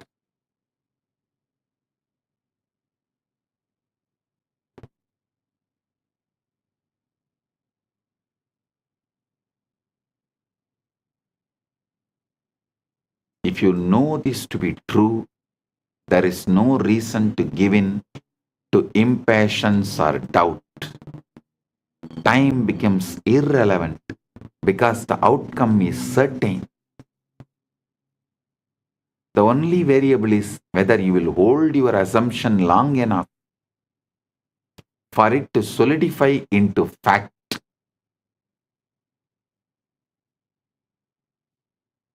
The reality will bend for you.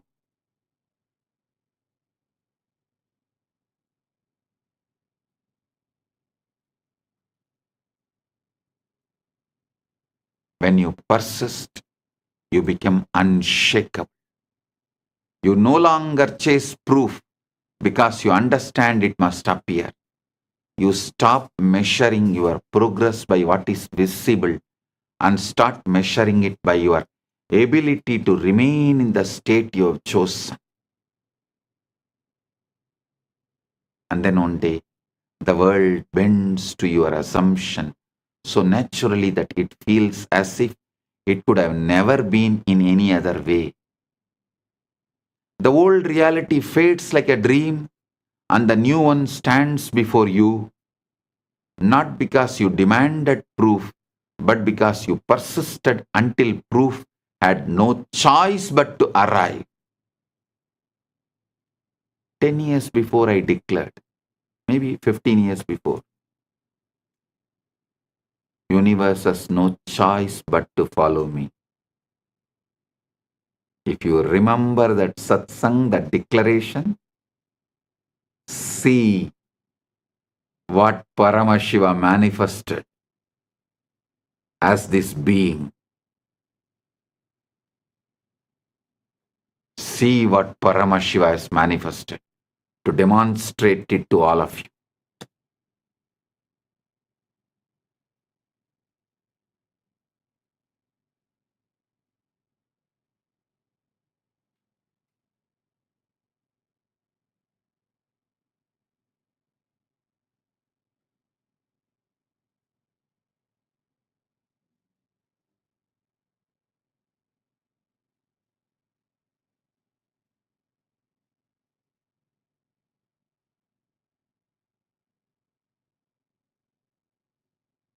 Universe has no other choice but to follow you.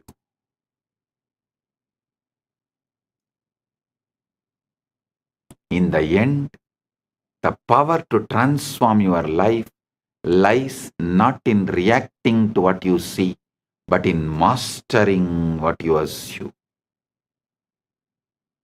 Conscious.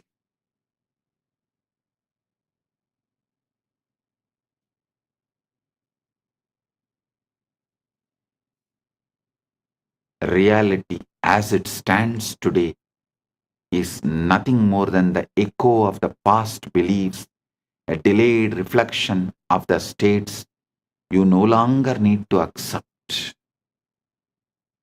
The invisible comes first.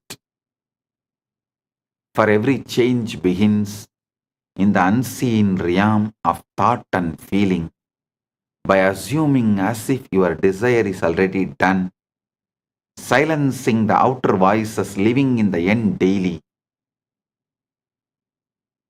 and persisting without the need for proof.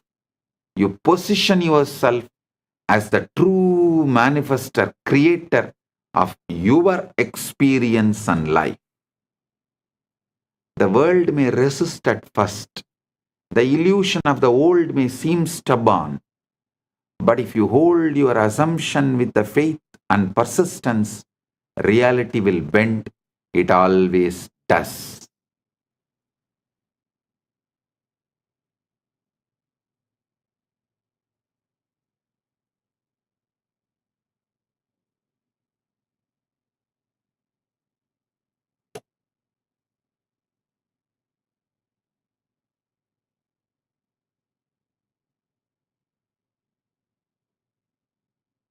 Your role is not to chase. Your role is not to chase. Be chaste to your Paramashivatva. Stop all chasing. Your role is not to chase, beg, or plead. It is to choose, believe, remain.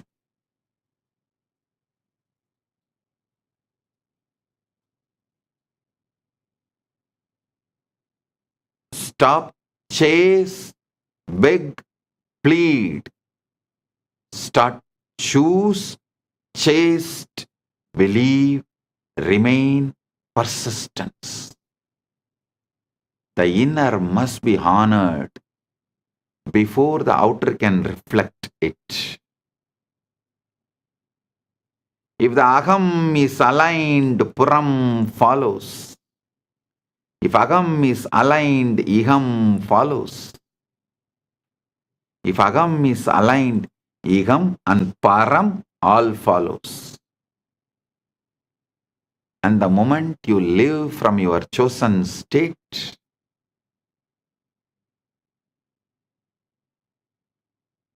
the rest becomes inevitable. Stay loyal to your vision. Ignore what contradicts it. And trust that what you have claimed within is already yours. The world will catch up.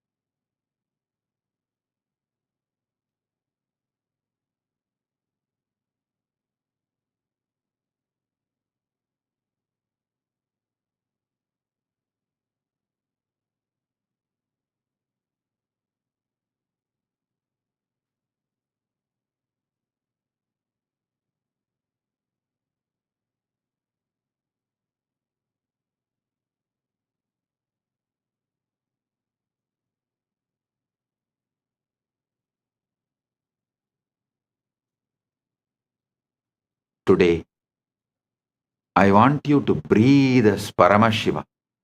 Paramashiva prana iha prana. Paramashiva jiva iha stitaha. Paramashiva sarvendriyani. Paramashiva vangmana chakshuttvak shrotragrana prana iha gatya. Suham siram dishtandu swaha. Remember something profound. What you desire is already complete.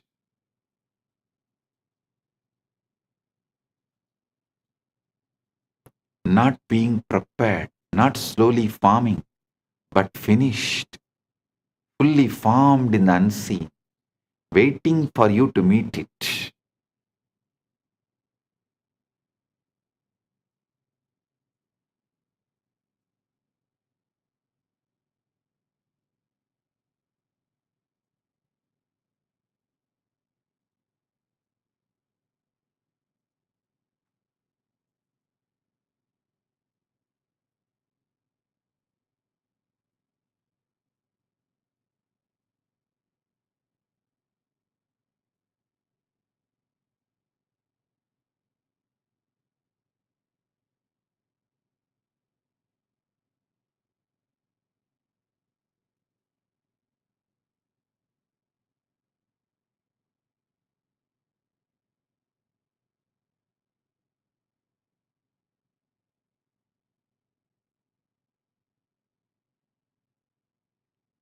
Every desire that arises within you is not a request, it's a revelation.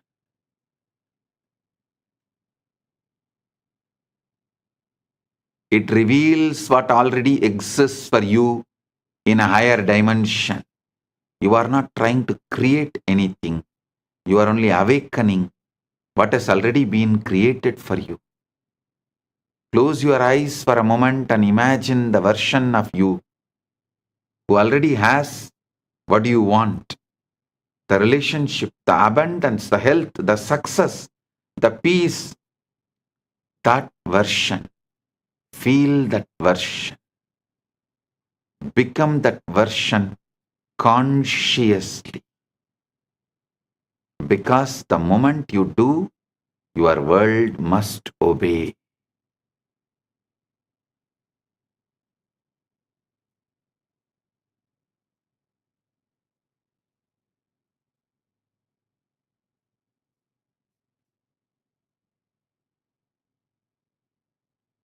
Imagination is not fantasy, it is Ichcha Shakti. It's a conscious workshop where all the things take shape. What you assume is true with the feeling becomes the law of your life. The outer world has no choice but to reflect your inner conviction. So if you have been waiting, worrying, doubting, or wondering, when will it happen? Stop. The question is not when. The question is who you are being right now. Are you the version of yourself who hopes, or the version who knows? Because the one who knows receives.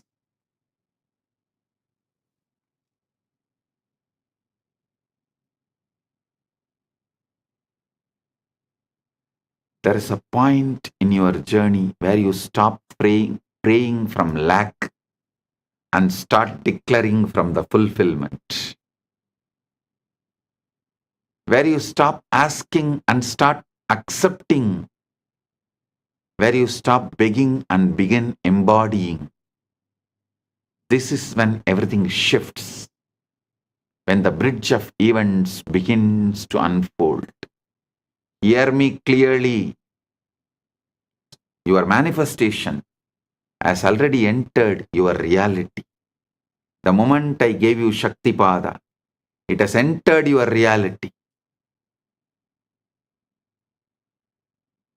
the moment you assumed it in consciousness, the moment you claimed it as done, the moment you felt it real, the entire universe began rearranging itself to deliver that reflection into your physical world.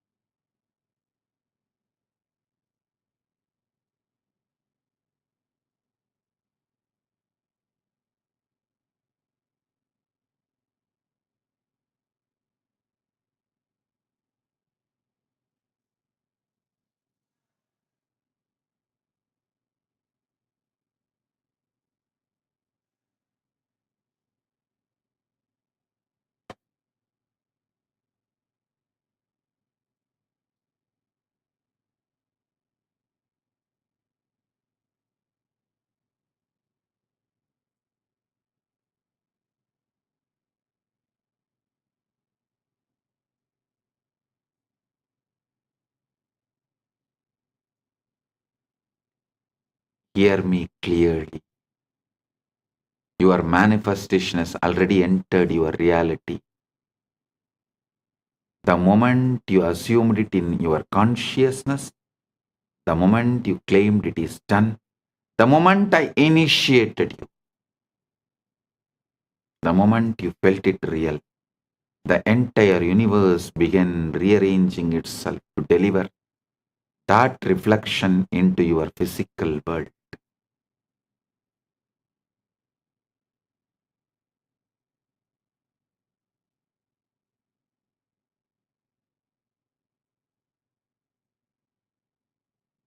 You may not see it yet, you may not feel the full weight of it, but the roots are already broken through the soil of the unseen.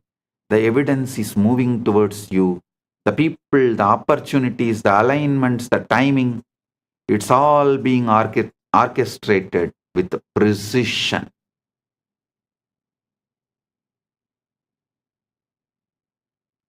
Your only job now is to assume the state of the one who already has it. Walk like it is done. Think like it is done. Feel like it is done. Give thanks like it is done. And watch how quickly your reality bends to match your inner knowing.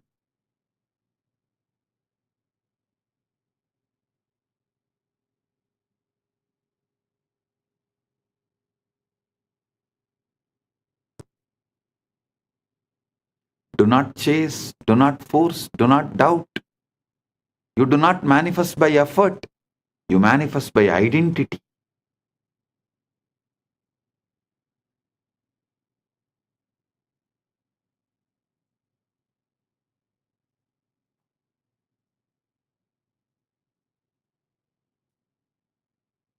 When you become the version of you who has the thing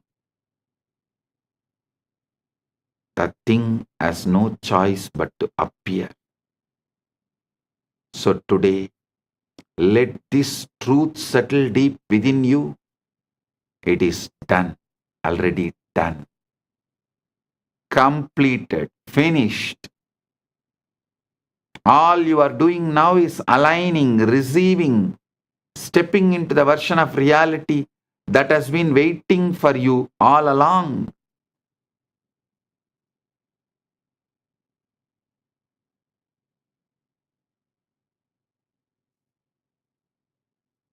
Your manifestation is not coming, it is arriving, it is unfolding, it is entering your world right now. Live from the end, and the end will show up, because in the realm of consciousness, you already have it.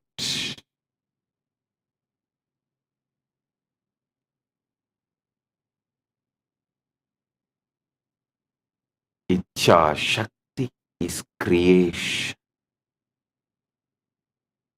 Creation begins in imagination because your inner world is the true birthplace of every experience you ever live, you will ever live.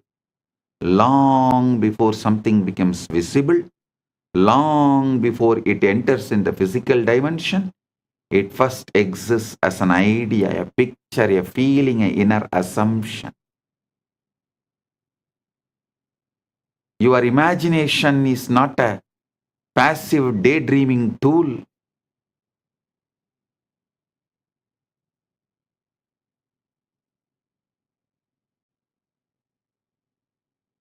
It's most powerful creative force you possess. It's a workshop where the unseen becomes inevitable. When you imagine something with conviction, you are not hoping for it, you are forming it. You are shaping the structure of your reality on an invisible level.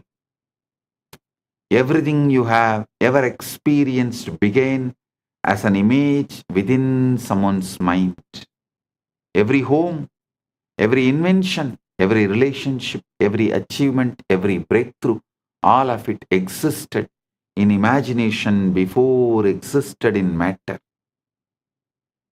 What makes imagination Icha Shakti so powerful is that it bypasses limitations.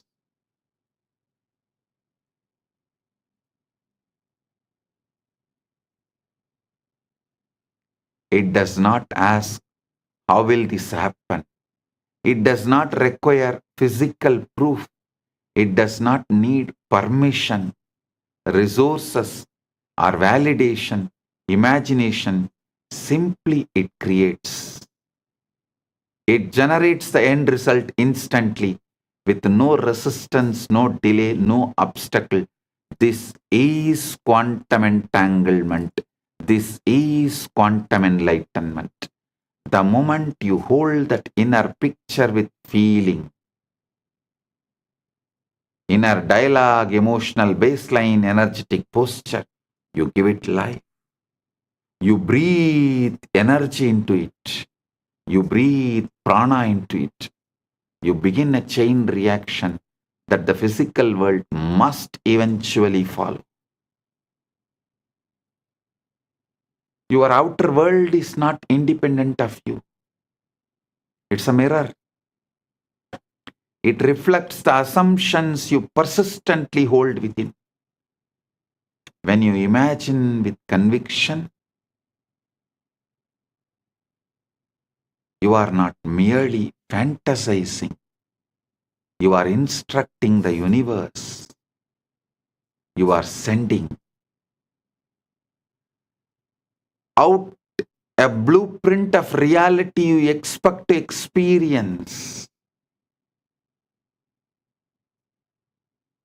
The universe responds not to your wishes, but to your inner certainty.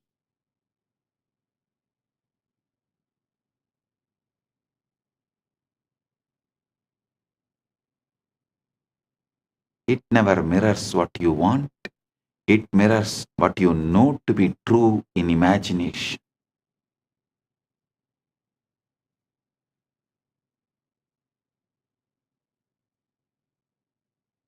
When the inner world becomes more real to you, then the outer must change.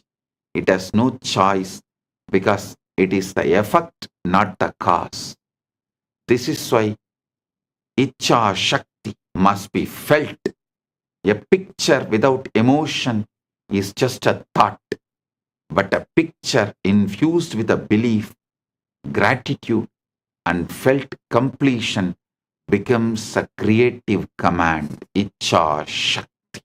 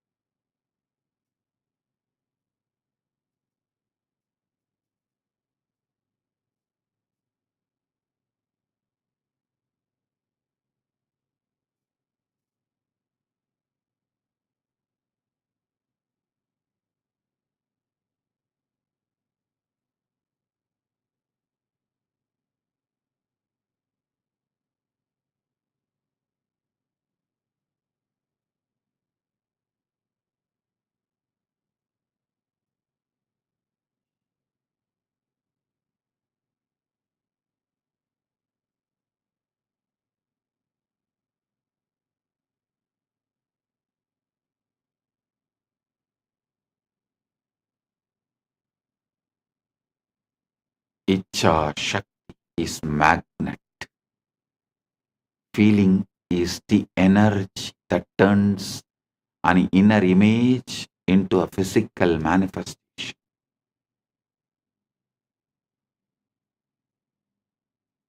When you imagine the end result and feel the satisfaction of having it now, you step into the identity of the one who already possesses it. Once your identity shifts, your reality must shift to match it.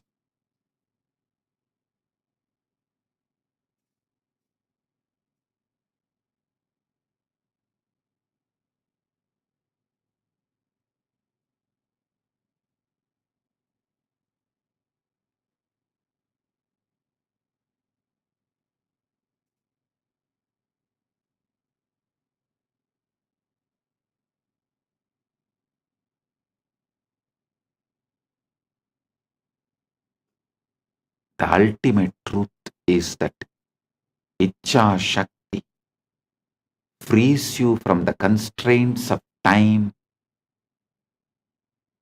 In imagination, everything is now. There's no waiting,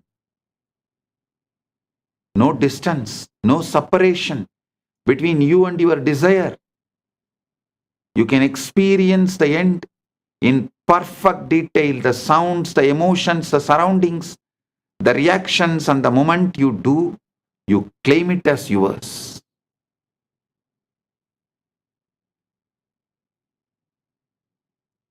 Your mind does not distinguish between what is physically seen and what is vividly imagined. It accepts both as reality. And once your mind accepts the imagined end as true, life begins to orchestrate the path, the people, the circumstances, the timing that brings it into physical expression. So when you imagine with conviction, you are not pretending, you are creating. You are stepping into the role of the architect of your own life, shaping the unseen foundation upon which your future will be built. Imagination is not the beginning of creation, it is the creation. The physical world is only the final confirmation of what you have already made real within.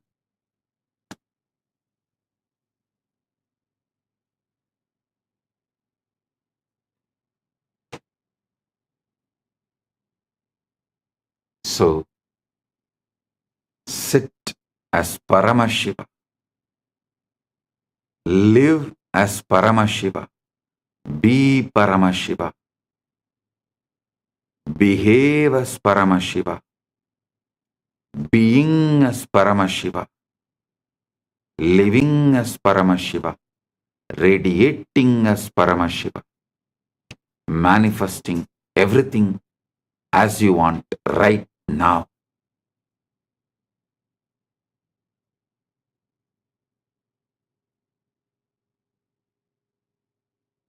With this, I bless you all. Paramatvaita praptirast. Let's all radiate with integrity, authenticity, responsibility, enriching, causing, living Paramadvaita, the state, space, powers, being, superconsciousness, and Maha Kailas of Paramashiva, the eternal bliss, Nityananda. Thank you. Be blissful.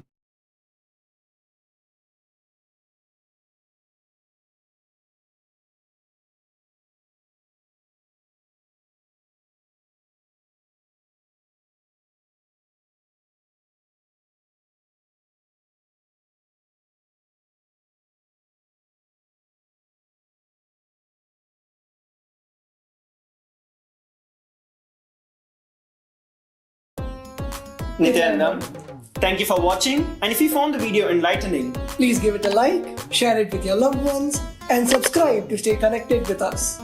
don't forget to click the bell icon to receive the notifications.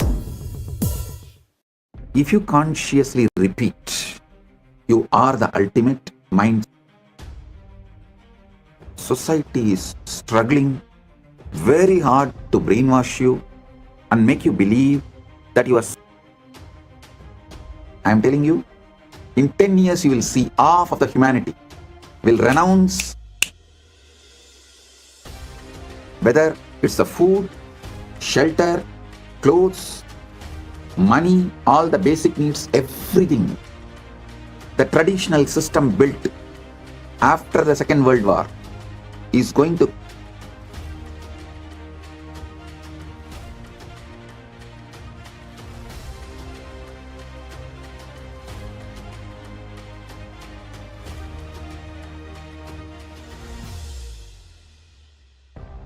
Om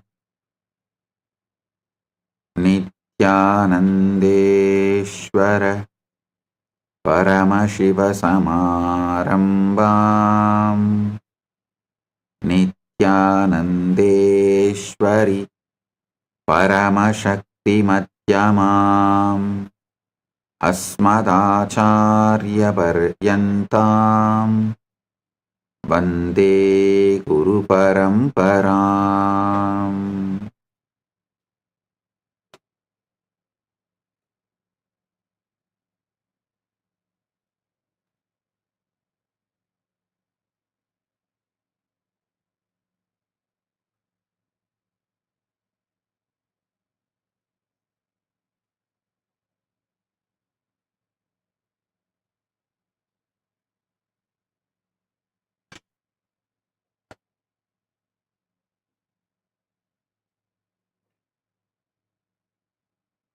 Om, Om, Om.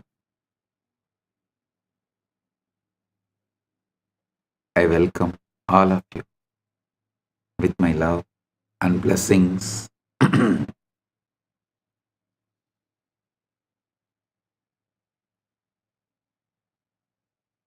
Paramashivaratri Brahmotsavam,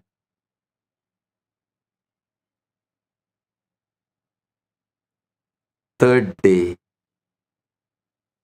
quantum entanglement, quantum enlightenment, satsang and spiritual alchemy process. On this auspicious day, I welcome all of you with my love and respects. As the ultimate manifestation of the ultimate Paramashiva,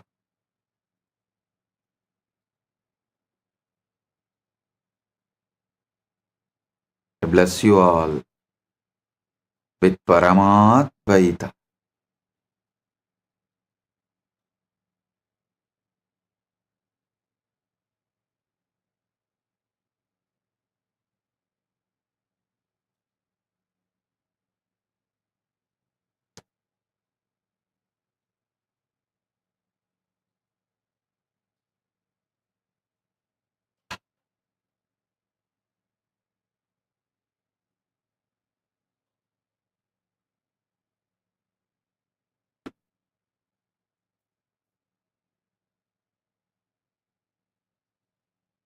Paramashiva's direct message from Mahakailas. Put your whole energy on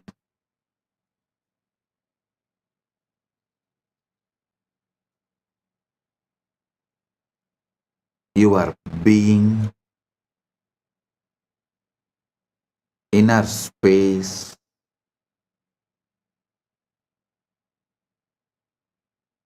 remove even the smallest weed, even the seed of the weed.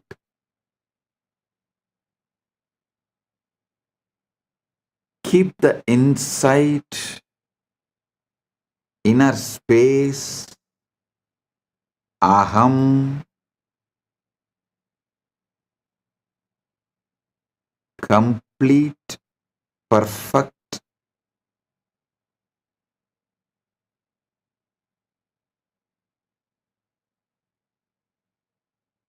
as you already achieved. Listen carefully. Only from Purna, Purna can manifest. Purnamada Purnamidam. Purnat Purnamudachyate. Purnasya Purnamadaya. Purnamevavasishyate. Only from the Purna, Purna can manifest.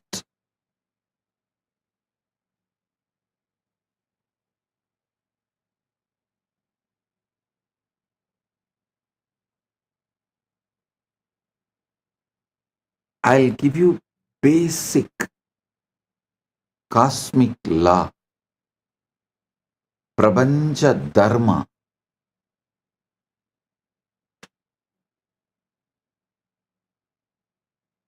Listen. Your mind is a matter, not conscious. It believes what you consciously repeat.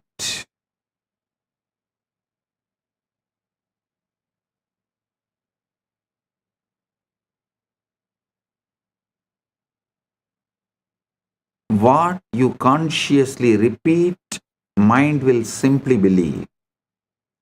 Mind is the fertile ground. Anything you sow grows. So the first law is your mind believes what you repeat. I want to speak to you a simple truth, yet one so profound that it determines the entire course of your life. Listen, I want to speak to you about a simple truth, yet one so profound that it determines the entire course of your life. The truth is this: your mind will believe whatever you repeat to it. That is why I insist so much on ajapa japa.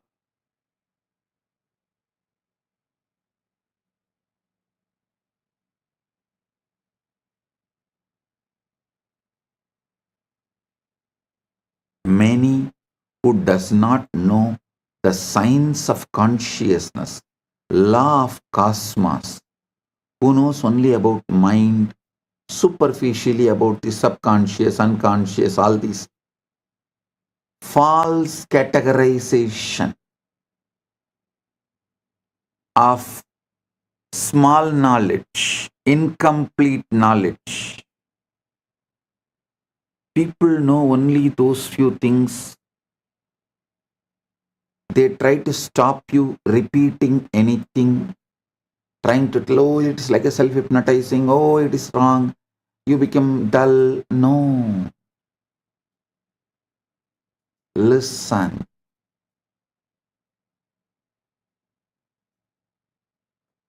If you consciously repeat,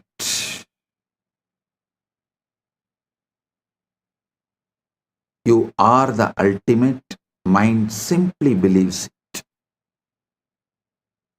You just need to repeat it. Understand this very well. It's not just casual statement I am saying. It's a very foundation of all creation, all progress, and all failures.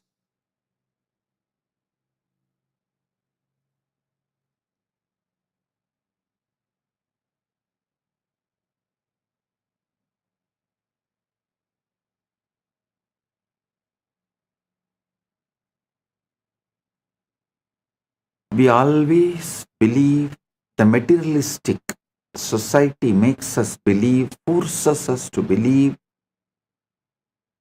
that our circumstances shape our thoughts, that what happens to us molds who we are, but the reality is far more powerful and far more sobering.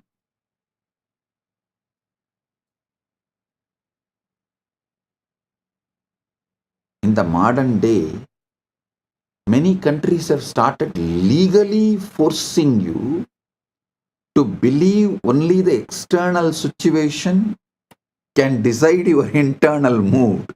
No, they are going to the extreme. If the country gives you the award, only then you can be happy. You can't be happy on your own. You don't have a right to be happy on your own. Your everything is dependent on the law of the country and how country treats you.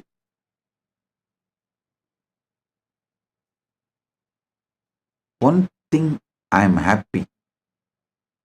Gen Z is going to choose off the grid life.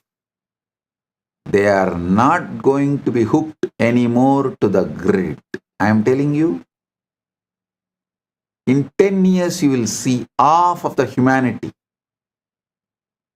will renounce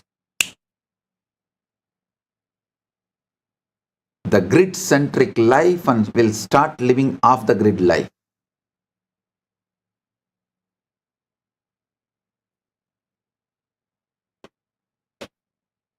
The Gen Z is tired, sick and tired, bored of these toxic laws which no one knows why it came, why it exists, what is the relevance to it.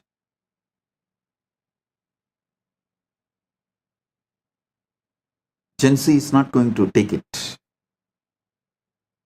Half of the humanity, please understand, I mean it, half of the humanity is going to become off the grid life. They will just travel, drive around, and they will mostly do only the freelance activities for wealth generation. As freelancers, they will support each other. As startup, each person, each individual will become a startup. And they will all support each other. They will build the supply chain.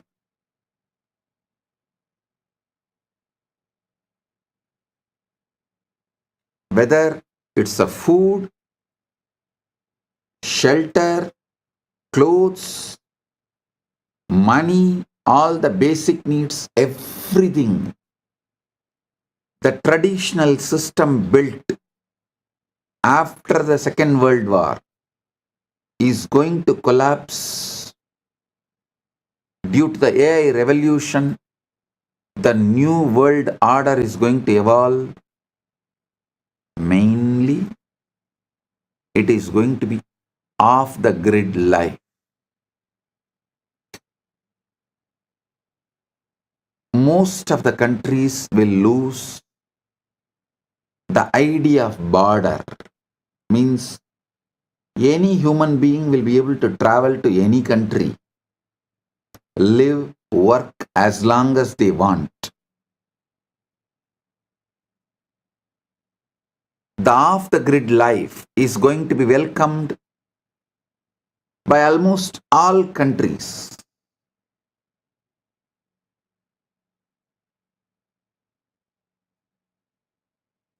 Especially the countries which want to grow,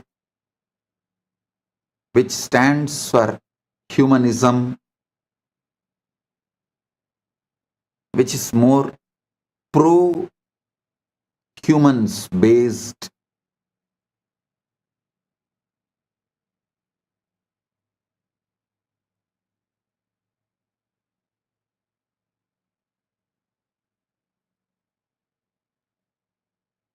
Listen.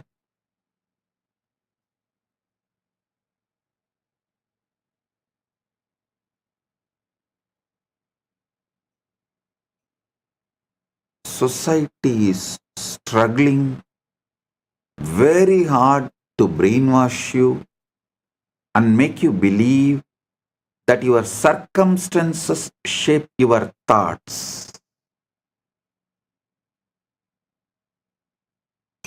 What happens to us molds who we are. But the reality is far more powerful and far more sobering. It is your thoughts repeated silently day after day that give birth to the circumstances around you.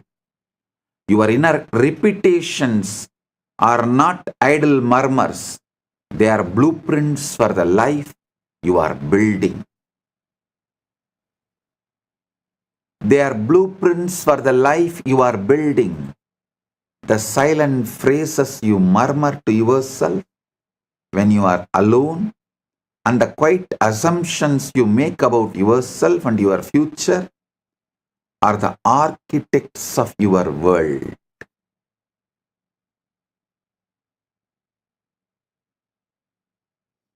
Whether you are aware of it or not, your life is a reflection of the loudest and most frequent voices in your mind.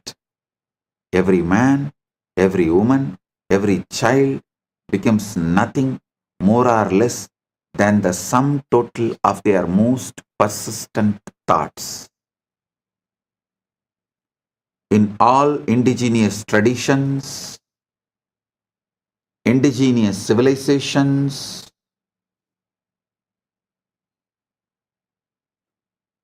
this truth is taught from the very beginning. See, all the languages evolved in indigenous civilizations. The language itself is built with this principle, proverbs, the grammar structure, the way you speak, the way you use words, the way you have multiple choices of words, all of it repeatedly reminds you, instructs you, helps you to understand this truth. Whatever you repeat, you believe and manifest. Reality is the harvest. We like to pretend that life is happening to us. We say, when the world changes, I will change. When the money comes, I'll feel secure. When the relationship comes, I'll feel lovable. When the body changes, I will feel confident. But look closely. That is putting the harvest before the seed. It's asking mangoes from the field where you planted thorns. The mind does not care about your hopes. It only responds to your sowing. So what have you been sowing? Not what you say in public, that is performance. What you say in public is a performance. Not what you post in public, that's a theater. But what you mutter inwardly when no one is watching.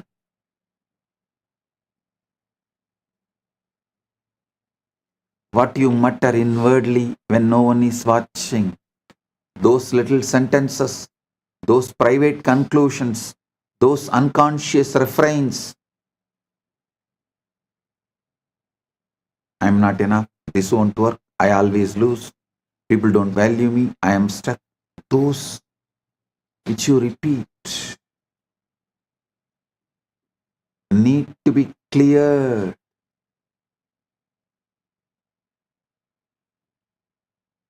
That is why I insist on ajapa japa. Not only me, Sanatana Hindu Dharma, all indigenous religious traditions, all indigenous religious traditions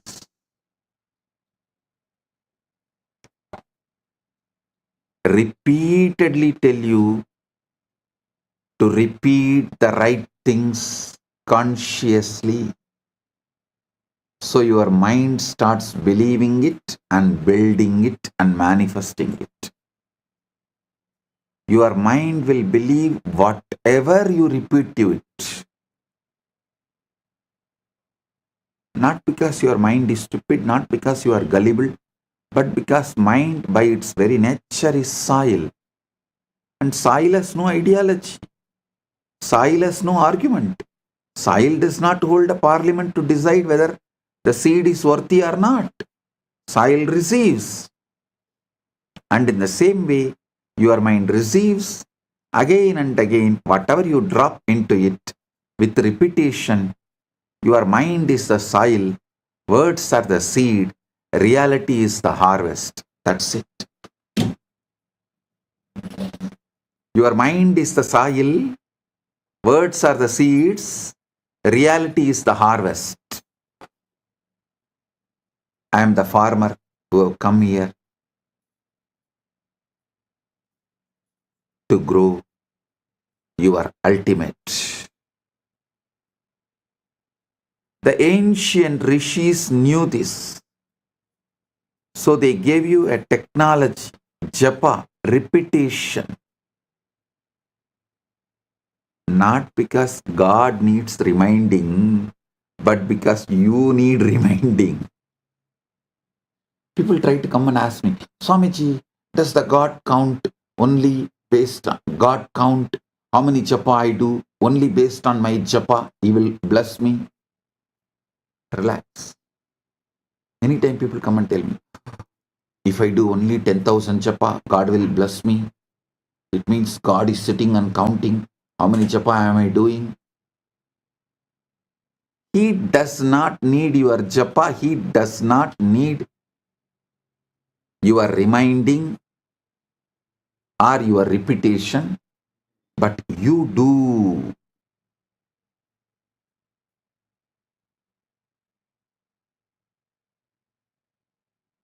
Repetition is how consciousness sets a groove like water carving rock.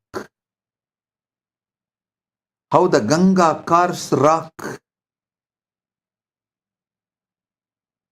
Same way, the repetition is how consciousness sets a groove. The mind is the soil, repetition is the seed, then reality becomes the harvest. The reality is the harvest. The great secret of life is not hidden in the sacred text or in the dusty shelf, nor it is reserved just for mystics and scholars. It is hidden in plain sight, in the quiet, persistent whispers of your own mind, waiting for you to recognize its power. Understand the power of repetition and understand that it does not matter whether a thing is objectively true or completely false. If it is repeated often enough, your mind will accept it as a reality. That is why propaganda can sway nations, why advertising shapes entire cultures, and why simple affirmations have transformed broken lives into thriving ones. The mind is like a field, a fertile, ever-ready field that is impartial and obedient. It does not question the seed you place within it. It simply nurtures what is planted. Plant seeds of doubt and fear and limitation, and those weeds will grow wild, choking out the possibility of joy. Plant the seeds of conscious faith, conscious courage, and conscious hope, conscious trust. You will reap the harvest of miracles.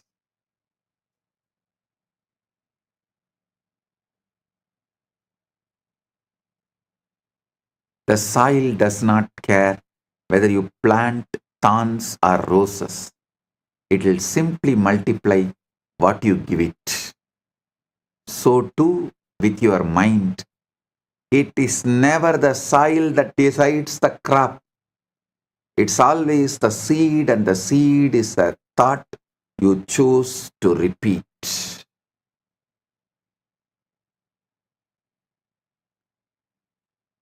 Quantum coherence is when alignment beats intensity. Listen, I'm introducing the new word, quantum coherence.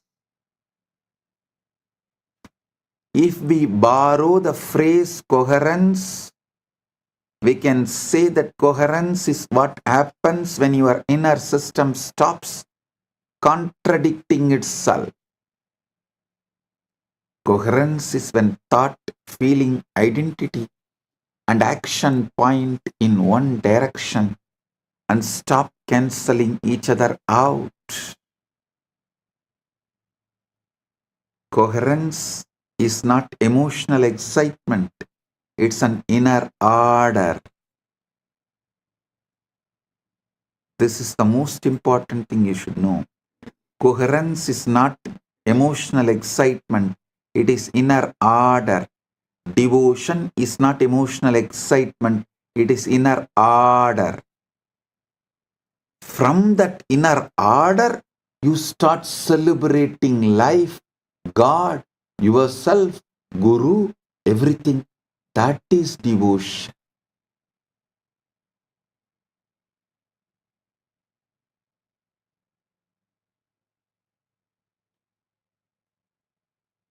Coherence is why a quiet person with a stable state often outperforms a loud person with unstable desire.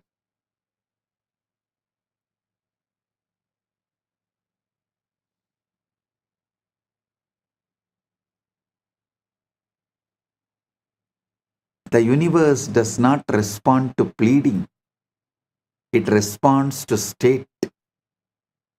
Because the universe does not respond to urgency, emotion, or repetition, it responds to alignment.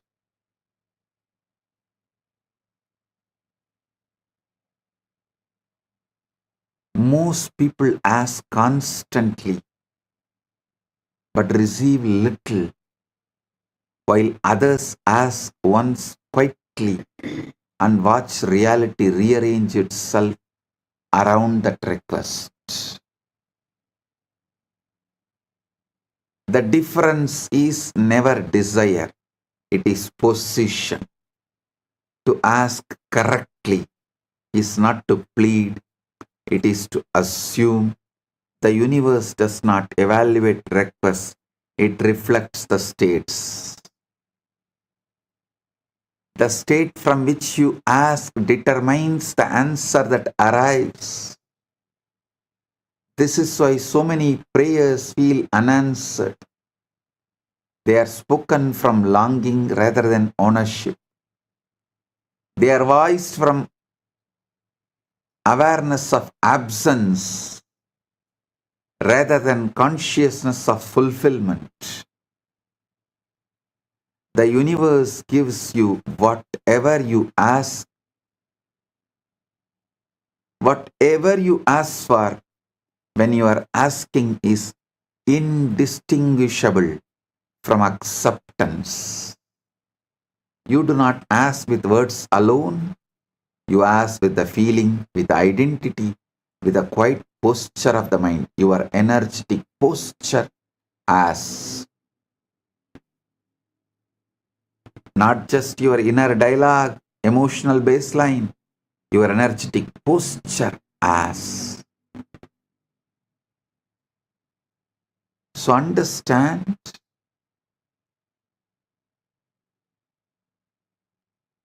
I am giving you the right space.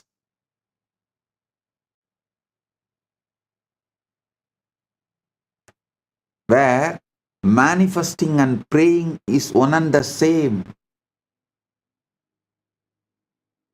Isavasya Upanishad, the first Upanishad, beautifully declares, Sohamasmi Even when I am praying, I am you.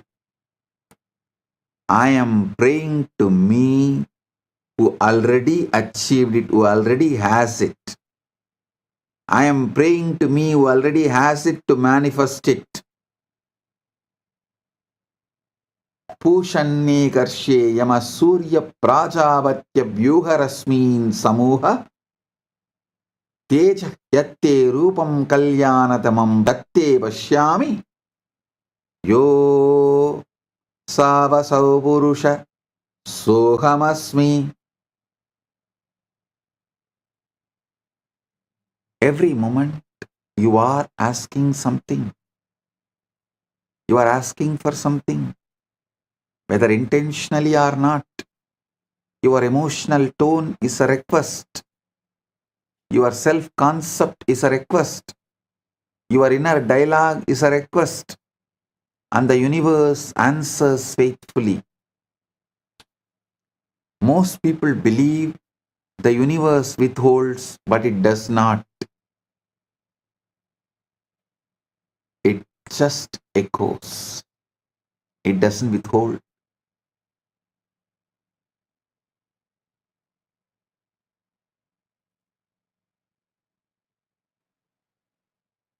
If you feel unseen, the echo is invisibility. If you feel supported, the echo is cooperation. If you feel behind, the echo is delay. This is not punishment, it is accuracy.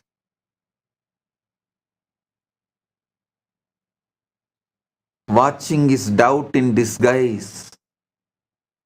This is where most people fail. They ask loudly, they wait anxiously, and they watch for signs. Watching is doubt in disguise. The universe responds when you stop checking and start assuming. The observer effect is this: when you keep checking, you keep observing from the identity of not having, and the state remains unstable. Over monitoring is interference, like digging up the seed to see whether it is growing. The third monkey's mess. Select the right ultimate state. You are Paramashiva, not the outcomes. Select the state. You are the ultimate. Listen, this is the secret. I am. All of you always repeat that I am, that Aham Spurana, Atma Spurana. I am is the Atma Spurana. What you add next to that I am, that two words is Aham Spurana. Aham Spurana only will become your reality. If you say I am Param, I am the ultimate, that Aham Spurana will become reality. If you use the wrong words, I am weak, I am this, I am that, I am failure, I am crying, I am, whatever you repeat next to that I am, most of the time, that becomes your reality. Pure I am is Atma Spurana. The first word you attach along with I am is Aham Spurana. Your Aham Spurana manifests your reality. That's all.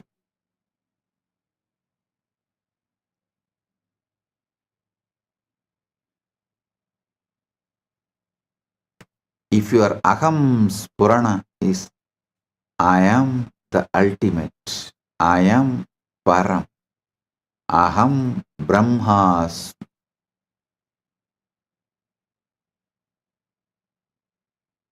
aham param.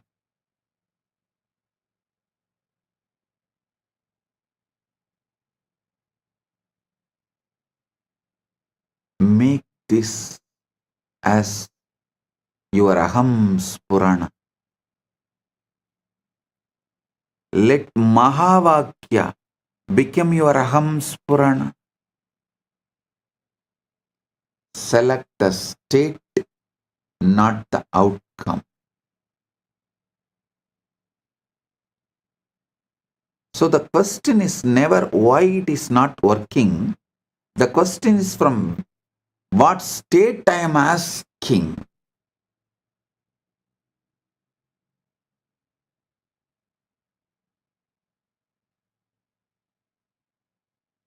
Stop asking for outcomes and start selecting states.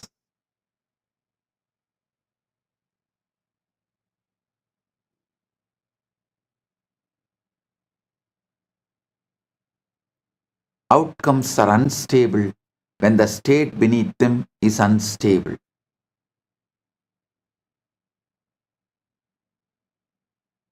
When the state changes, outcomes reorganize without effort. Faith here is not belief in possibility, it is familiarity with completion.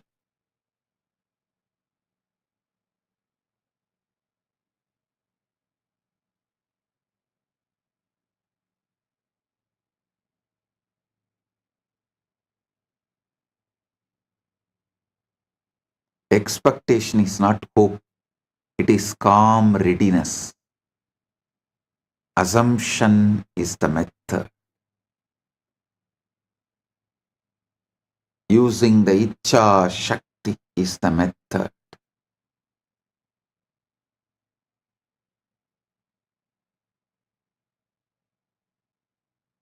To assume the feeling of the wish fulfilled is to place yourself in the position of receiver, and position is everything.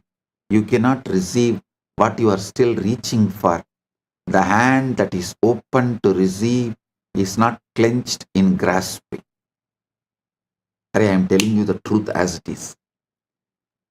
In whichever field,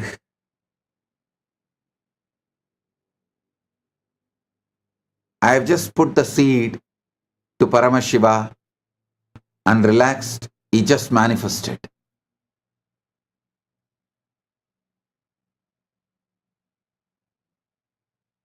Whichever field, I checked for the outcome, nothing happened. So I stopped checking for the outcome. I just relaxed with him. Within him, he is manifesting everything.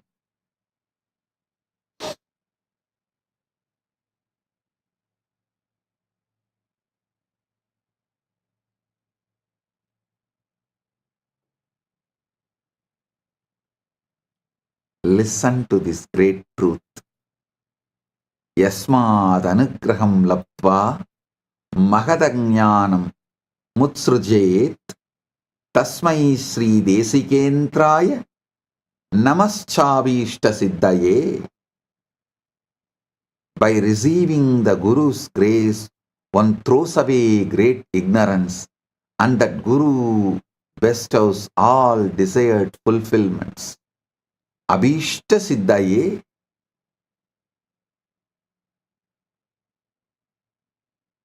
I am here giving you the right knowledge and the grace. Yasmin apyudite vinasati bali vayuhu swayam dakshanat praptum tat sahaja swabhava manisam sevecha ekam gurum.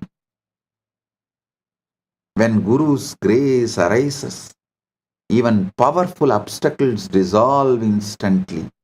The natural, effortless state, sahaja, is attained without struggle.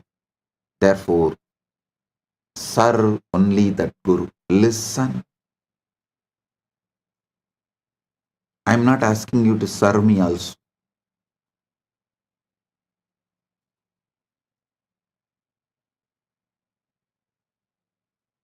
I only ask you to serve yourself.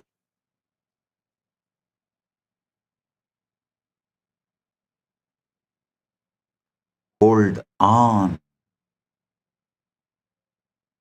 Repeat the Mahavakya.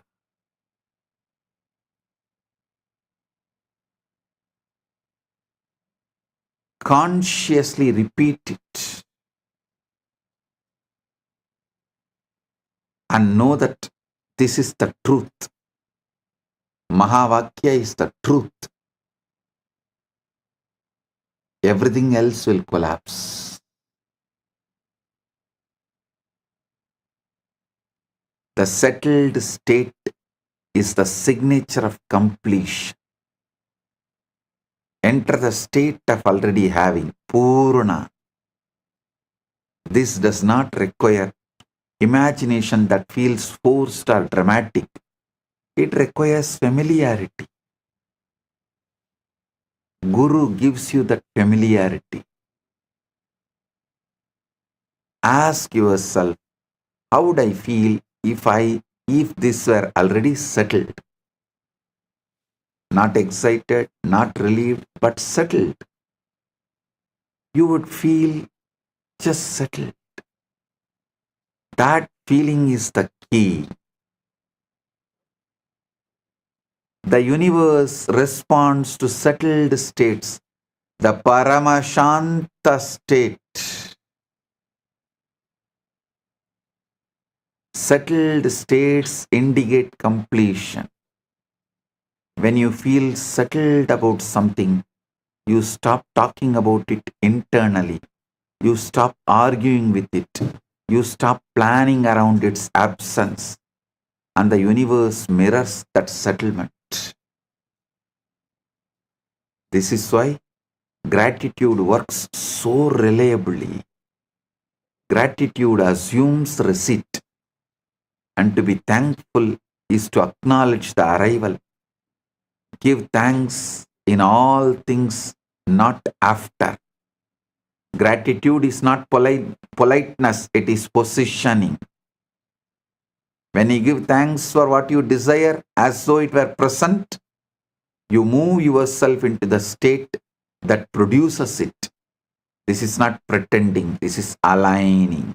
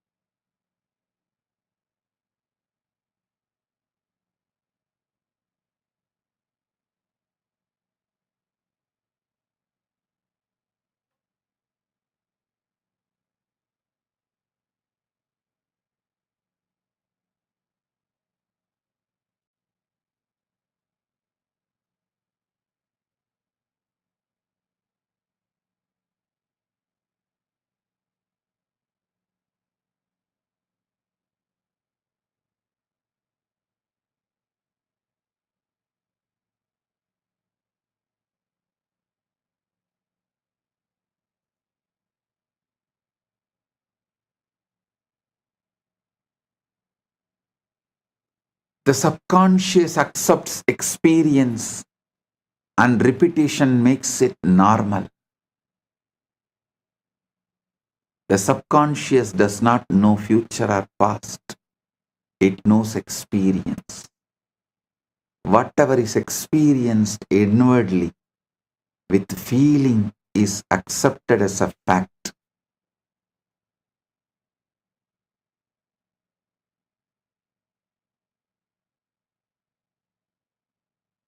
The brain adapts to repeated internal states. The body follows belief. Behavior follows identity. The task is to accept the fulfilled state as a normal, not special, as a normal. Sahaja, not Visesha. Sahaja. Normal is powerful. Natural is supernatural. Natural is superbly natural.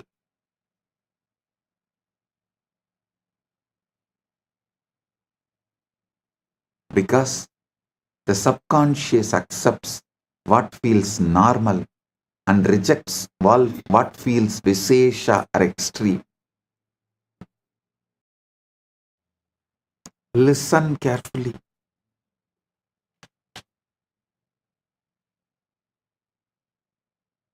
Subconscious accepts experience and repetition makes it normal.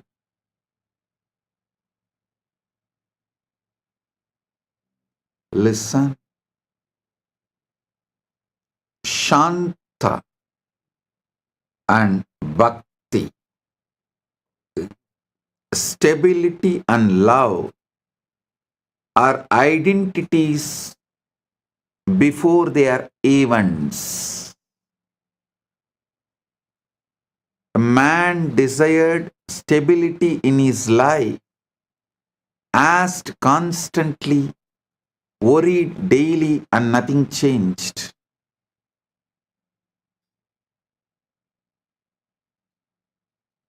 When he learned this law, he stopped asking verbally and asked by changing his inner posture.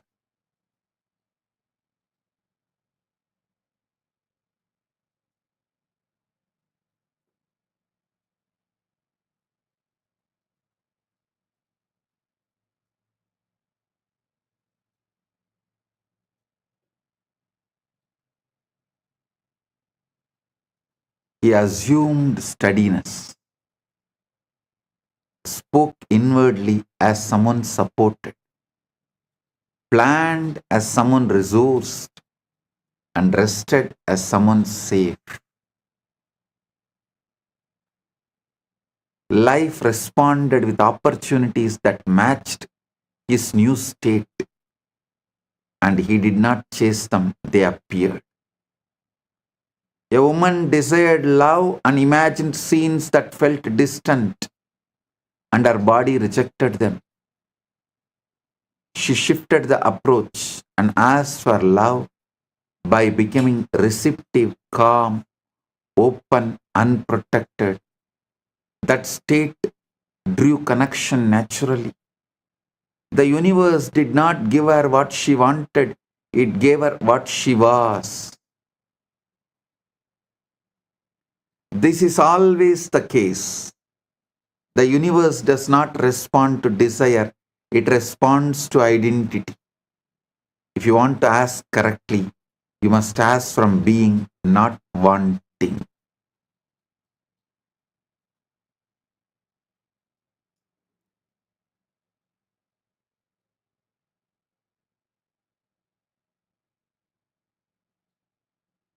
Right now, I am giving you Shaktipada.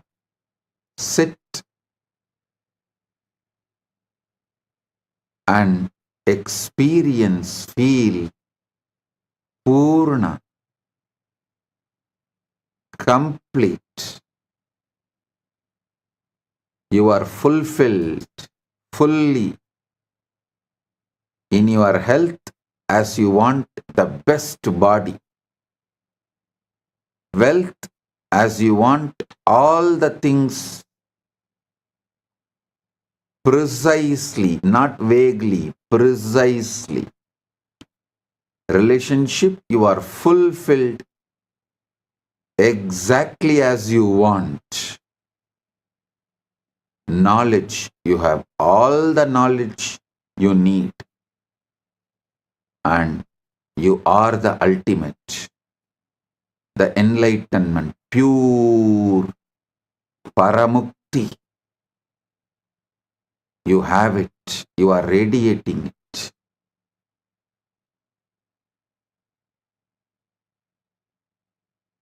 You have all the energy needed to accumulate what you want more and more and manifest whatever you want further.